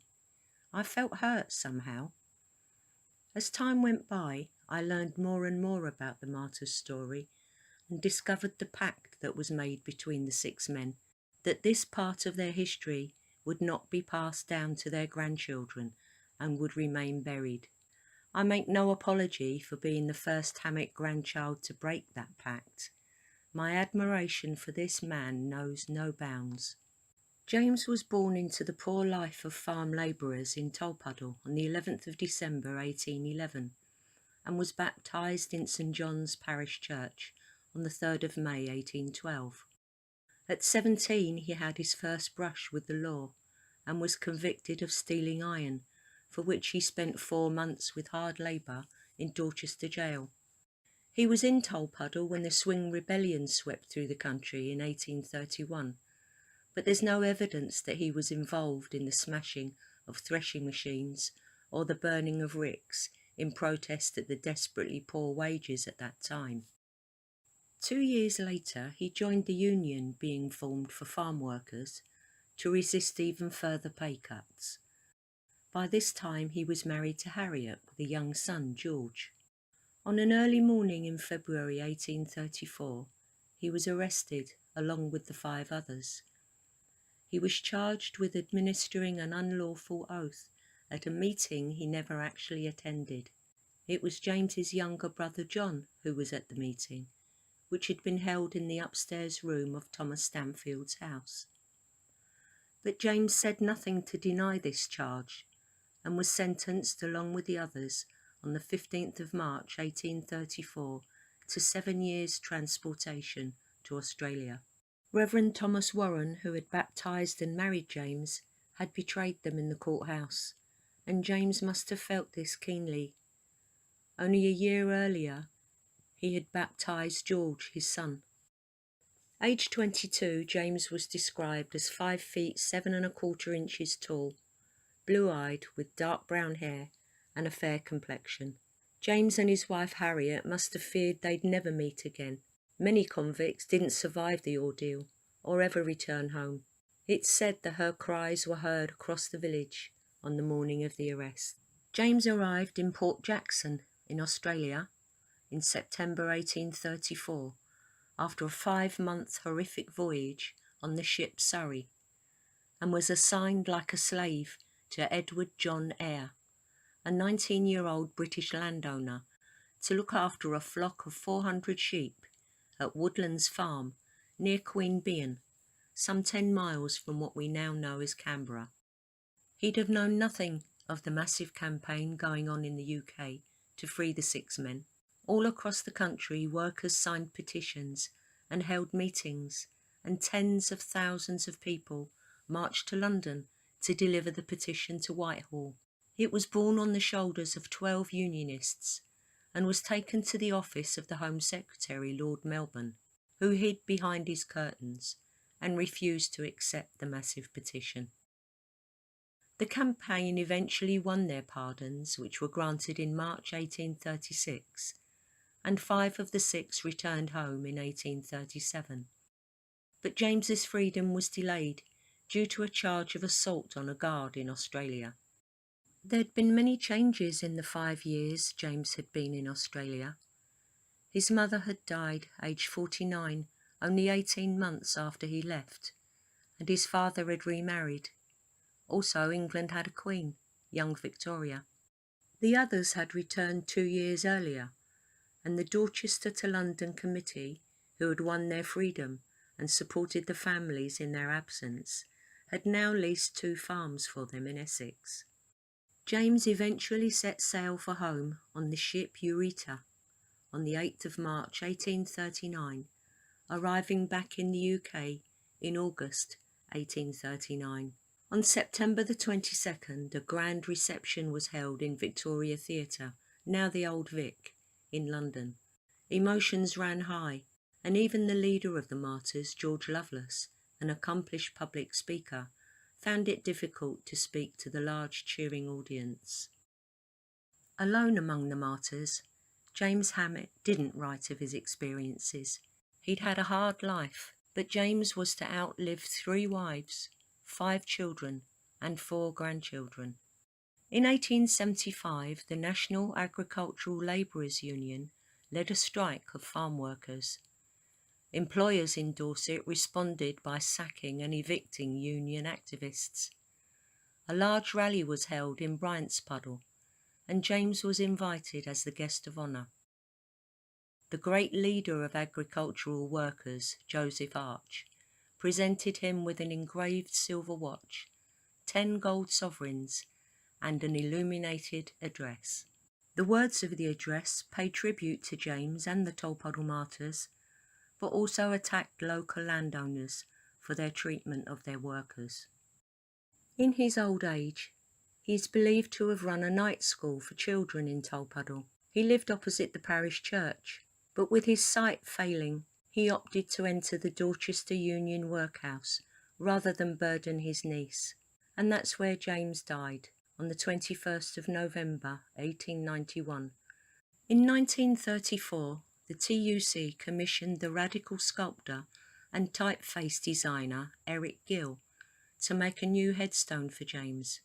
It was unveiled by George Lansbury, the leader of the Labour Party. They fought for something which was to be of benefit not to a few of their class, but the whole of mankind.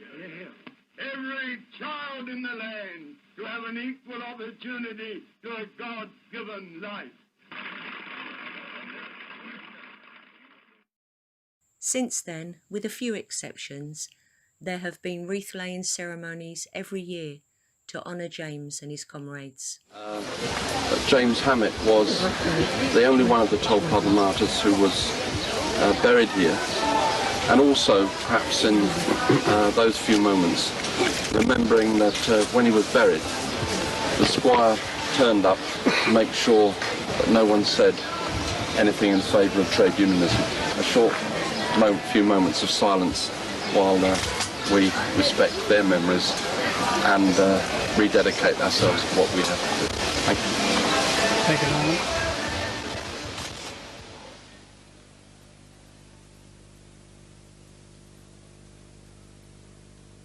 I still have to pinch myself to believe that this brave man was my grandfather.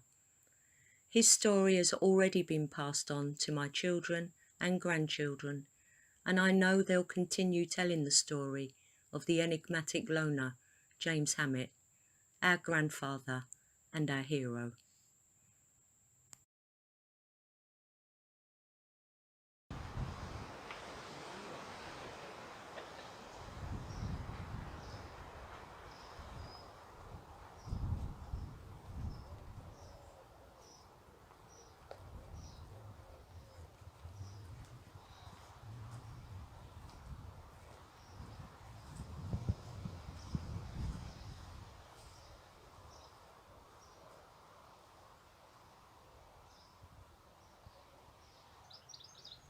I lay this wreath on behalf of the Methodist Church and in memory of all the Tolpuddle Martyrs. Their determination to bring better working conditions for agricultural labourers made such a difference and brought the freedoms for which they longed.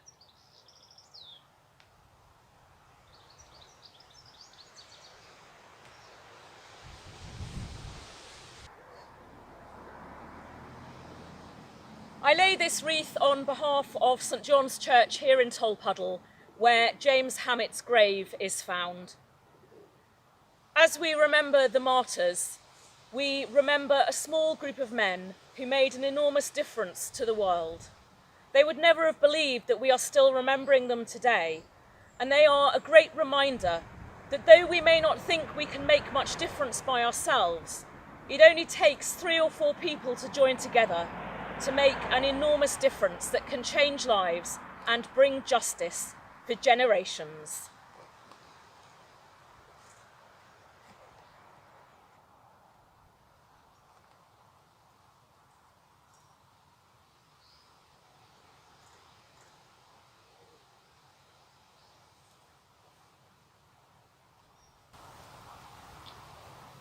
My name's Tony Gould. I'm a resident of this village and a branch secretary of a local union and originally a member of the Agricultural Workers Union. So I'm pleased to lay this wreath today on behalf of the trade union movement and the people who live in Tolpuddle and the National Union of Agricultural Workers. The Tolpuddle Martyrs were not, of course, the very first trade unions, but what the TUC is celebrating here is the campaign to have them returned from Australia, where they were savagely and unjustly sent as a result of belonging to a trade union, and they were returned at the state's expense with a pardon. There have been many such claims before, never successful, and that's in a way the first successful claim by the trade union movement. So I'm very happy to lay this wreath, remember George Lovers and his colleagues and comrades today.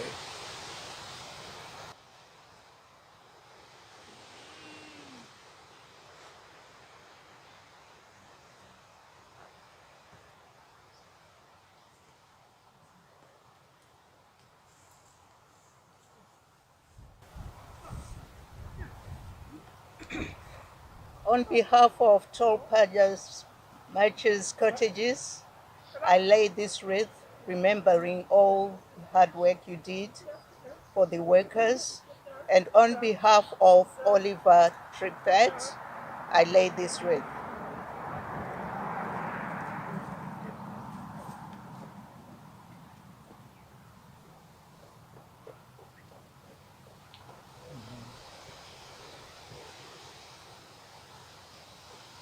As a member of the Hammett family, I lay this wreath today from James Hammett's grandchildren and descendants, and all the Hammett relatives, and also all the relatives of the other martyrs that went off to Canada.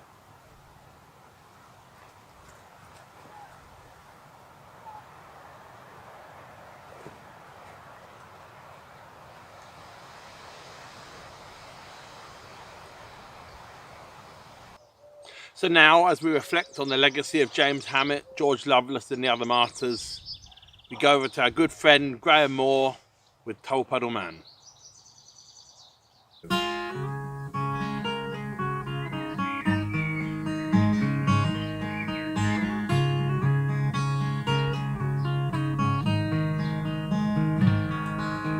Farewell to my family, it's now I must leave you.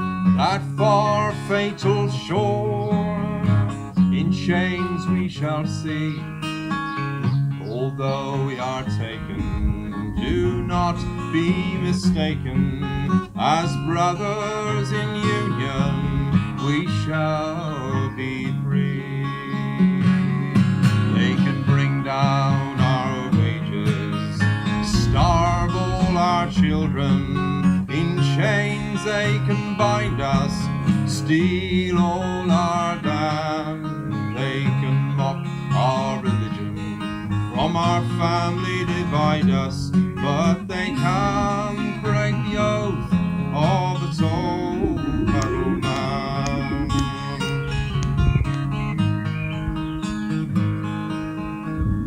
To those who rule us, we are the dissenters. Do your duty, be thankful, don't complain, we are taught. For God in his wisdom divided his kingdom, for few to have much, while so many have naught. They can bring down our wages, starve all our children. In chains they can bind us, steal all our land. They can mock our religion, from our family divide us, but they can't break the oath of a Tolpuddle man.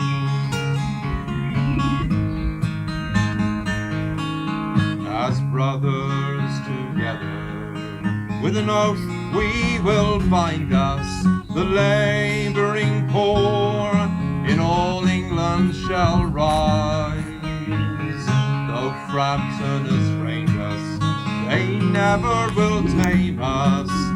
Arise, all you Britons, we'll yet win the prize. They can bring down our wages, starve all our children. In chains they can bind us, steal all our land. They can mock our religion, from our family divide us, but they can't break the oath of a Tolpuddle man. Help me out now. They can bring down our wages, yeah, starve all our children. In chains they can bind us, steal all our land. They can mock our religion, from our family divide us, but they can't break the oath of a Tolpuddle man. No, they can't break the oath of a Tolpuddle man. Thank you for joining in. I heard you.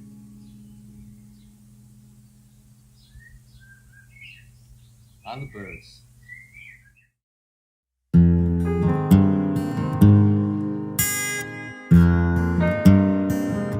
He was a London transport driver, gripped that wheel for many years, drove that bus throughout the lockdown, did his duty, hid his fear.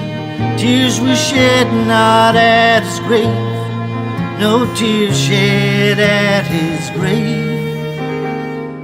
No brothers lined the graveyard, no sisters flanked his grave.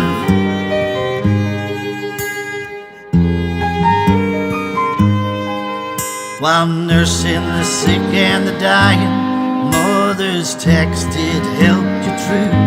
Simply said, I love you, my darling. Keep safe, I'm proud of you. Tears she shed not at your grave, no tears shed at your grave.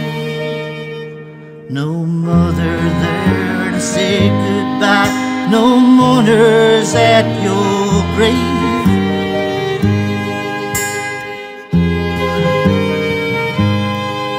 For their tears were shed at distance from weeping bloodshot eyes, watching the live stream of the proceedings like a groom without the bride.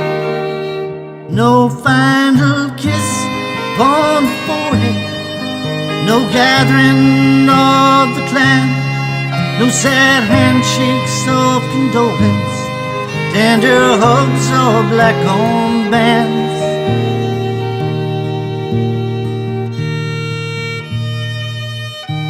They cried their tears not at your grave, best friend's eulogy not made. Just a live stream of the proceedings, no mourners at your grave.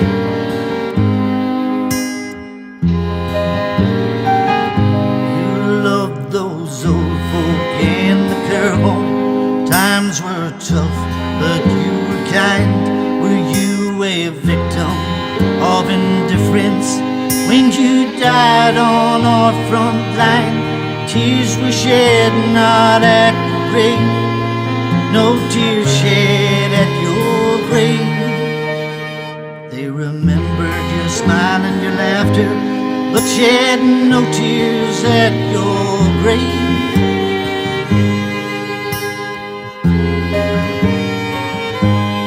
For those tears were shed at distance in 1,000 different rooms, watching a live stream of the proceedings like a bride without the groom.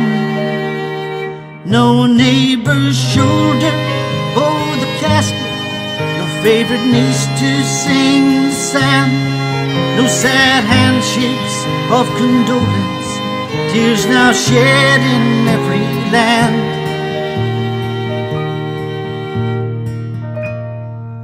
They cried their tears not at the grave, best friend's eulogy not made. Just a live stream of the proceedings, no tears shed at your grave.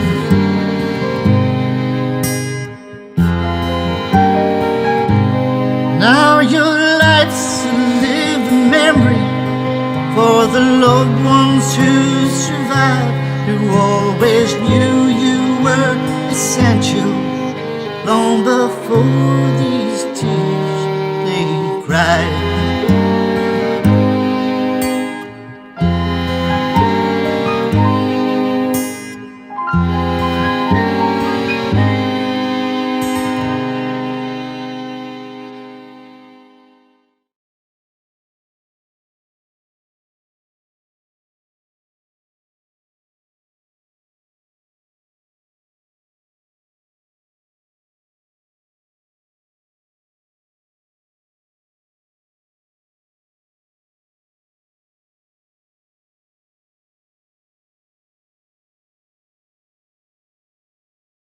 Pie cantar que vamos a triunfar.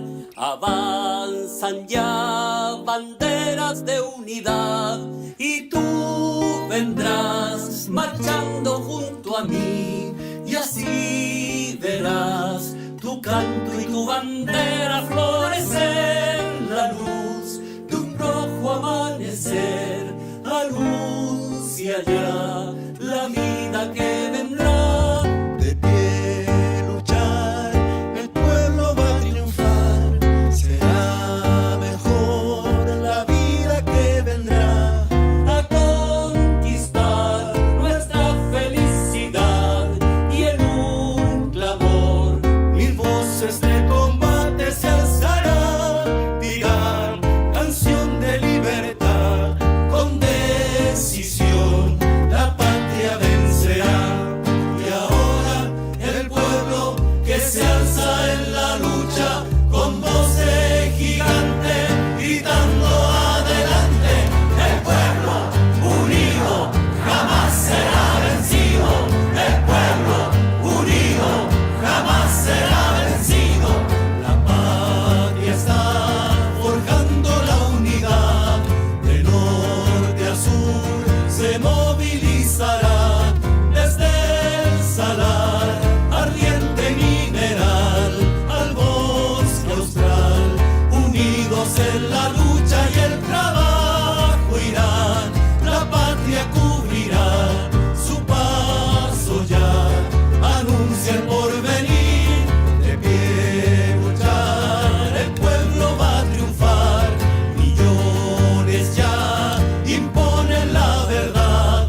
De acero son, ardiente batallón. Sus manos van llevando la justicia y la razón. Mujer, con fuego y con valor, ya estás aquí junto al trabajador. Y ahora el pueblo que se alza en la lucha con voz de gigante gritando adelante. El pueblo unido jamás será vencido. El pueblo unido jamás será vencido. El pueblo unido jamás será vencido. El pueblo unido jamás será vencido. La la la la la la la la la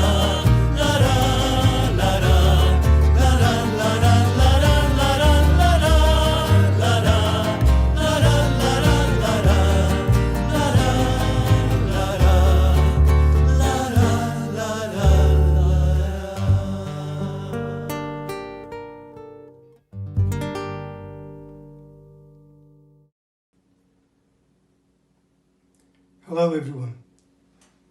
It's great to be with you all today when we commemorate our Tolpuddle Martyrs. Tolpuddle, a time when we remember past struggles, a time when we remember the heroes who built our movement. But for us, Tolpuddle is far more than that.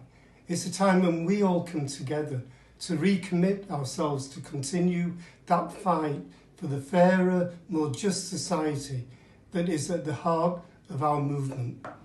And today, as 6 key workers march through Tolpuddle, marching in the footsteps of past heroes, we commit ourselves and we make sure that together we will fight for that fairer society for all workers, all of our people. 2020, we have seen many hundreds of thousands of our members working on the front line, working to protect us and working in possible conditions where they've been risking their own lives. And it's been tremendous, the clapping and the applause for all of those key workers throughout the country, helping to keep our society together. But our people, trade union people, need far more than that. They need decent pay, they need safe working conditions, and they need their trade unions to be there for them. And that's why today is so important. We're not just talking about the past, we're talking about what we do in the future to protect and improve the lives of our people. And that is so important. And I want to say this to everybody. There will be a day of reckoning. There will be a day when we will be able to show to the public in a public inquiry that we're calling for what really happened on the ground. Why did so many people die? Why did so many people work in unsafe conditions? We have got to make sure that people are held to account in this government and make sure it never ever happens again. So today I talk to you in terms of solidarity. Solidarity from UNISON's 1.3 million public service workers. Together we can build a better future. Together we can right the wrongs that we know exist.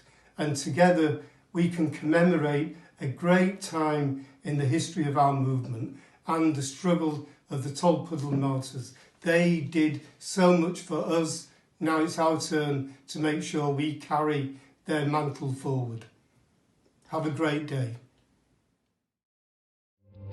The Tolpuddle Martyrs Online Festival is brought to you thanks to the generosity of trade unions, partners and the help of many volunteers. We do not ask or expect performers to work for nothing and support the entertainment union's campaigns. For them, it's work, not play. If you can, please support the festival by giving a donation, however small, through our online shop. Thank you very much.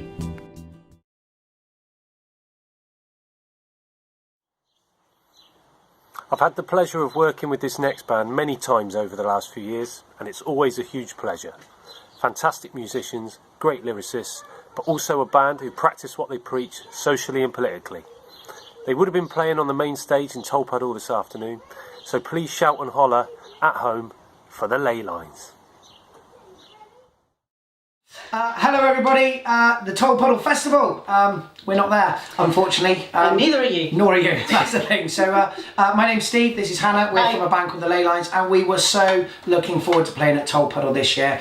It's one of those festivals where, we've been wanting to play there for a long, long time. We've played many festivals over the years, haven't we, mate? And Tolpuddle is one of those, because it's so established, we were looking forward to it. We were really looking forward to seeing you guys off before you did your march on Sunday morning. And we're gutted that we're not there this year, but we're so happy that we are there next year.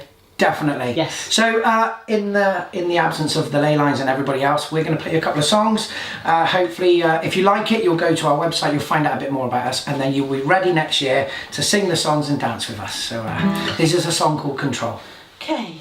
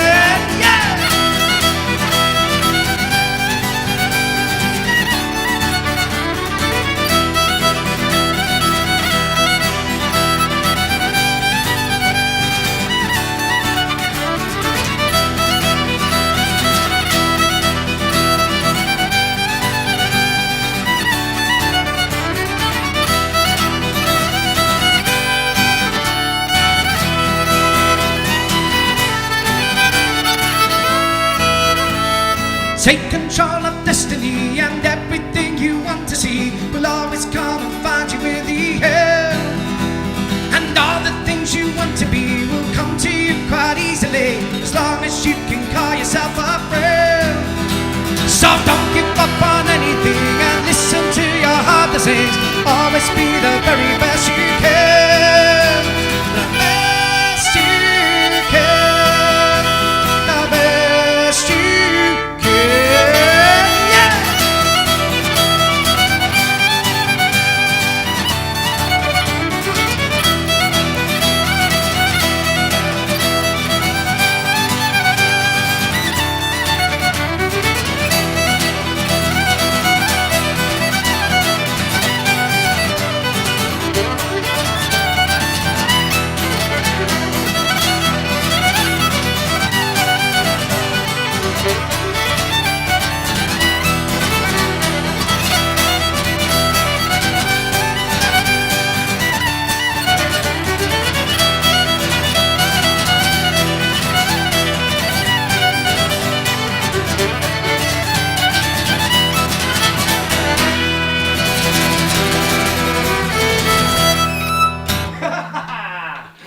Oh, it's good to be back. We haven't played together for 3 months now. And it shows. Yeah, it's okay. It's good. It's like you guys are on this journey with us, so it's Yeah, fine. yeah. So you've got to practice your dancing and singing ready for the next time. So, excuse me. So, what did we say next? Sorry, my friends? Yes, Yeah. I Okay. think so. Okay. This is called Sorry, My Friends. 1, 2, 3, 4.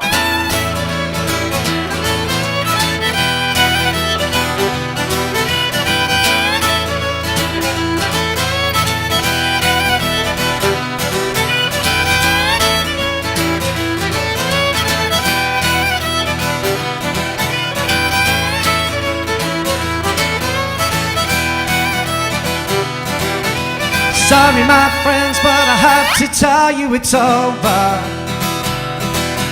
Sorry, my friends, but I have to tell you we're through.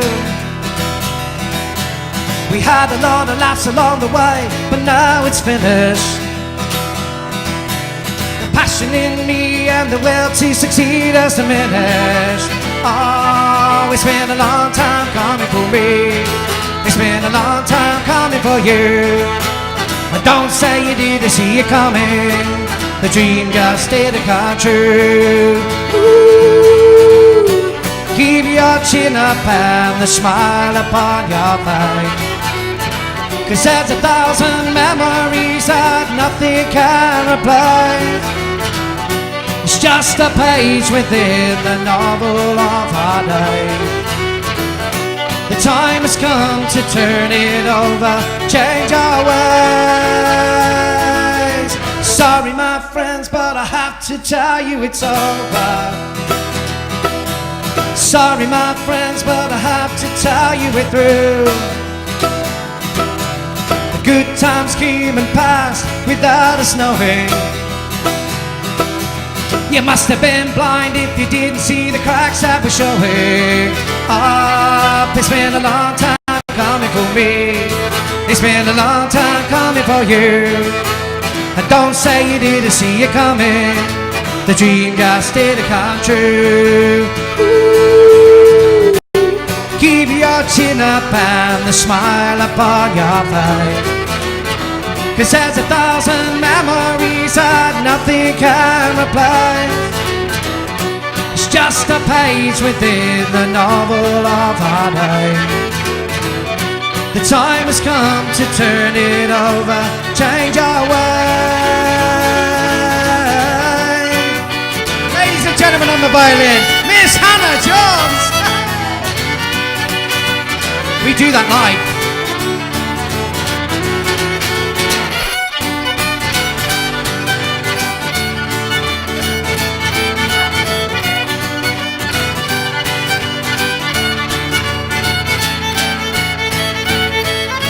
Sorry, my friends, but I have to tell you it's over. Sorry, my friends, but I have to tell you we're through. The good times came and passed without us knowing. You must have been blind if you didn't see the cracks that were showing. Up, it's been a long time coming for me. It's been a long time coming for you. Don't say you didn't see it coming. The dream just didn't come true. Ooh. keep your chin up and a smile upon your face. 'Cause there's 1,000 memories that nothing can replace. It's just a page within the novel of our day. The time has come to turn it over, change our world.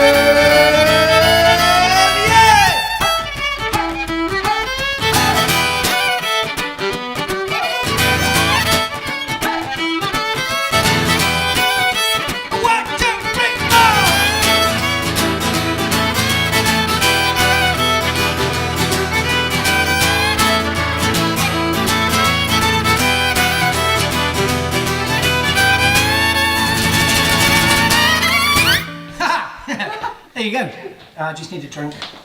Get a bit of drink. Yeah. No product placement at all. Is it out of shot? Is it? Totally out of shot. You can't see what he's drinking, but it's bright orange.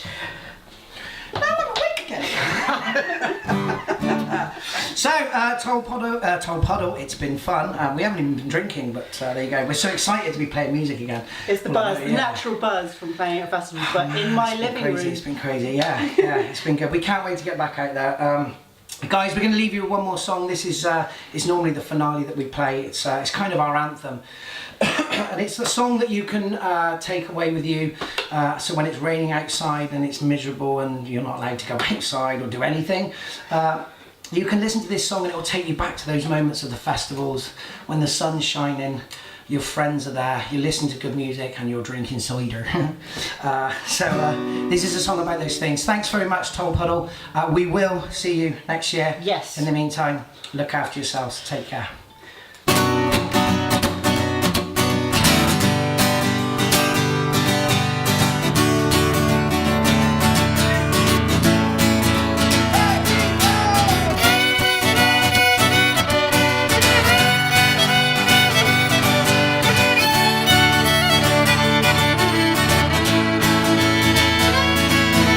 The cold days are gone and the winter's moved away.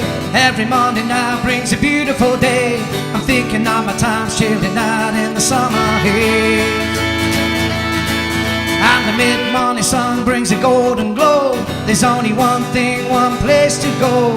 The Somerset Fields in a tent for the ultimate show. Here we go! And now we're sat in a field drinking cider in the sun. Sat in a field having festival fun. All we need right now is music and our friends.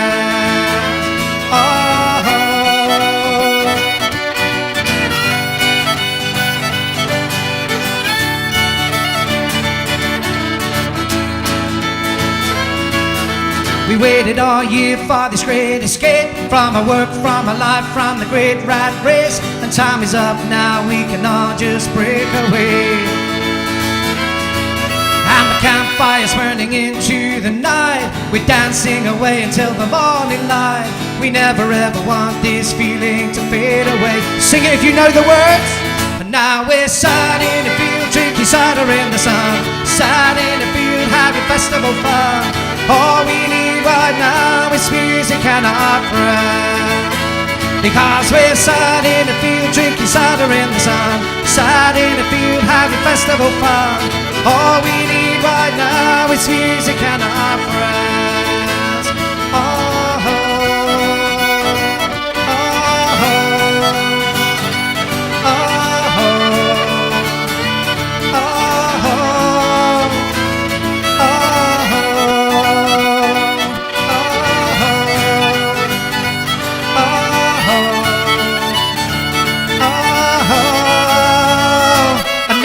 Sat in a field drinking cider in the sun. Sat in a field having festival fun. All we need right now is music and our friends. Because we're sat in a field drinking cider in the sun. Sat in a field having festival fun. Ladies and gentlemen, this is where you get to sing the la-las. Here we go. Yeah! La la la. La la la la la. Put your hands in the air at home. La la la. La la la la la. Sing it with us, let the neighbours know. La la la. La la la la la. We can hear you. La la la. La la la la la. we're sat in a field drinking cider in the sun, sat in a field having festival fun. All we need right now is music and our prayer. Because we're sat in a field drinking cider in the sun, sat in a field having festival fun. All we need right now is a music festival, please, yeah!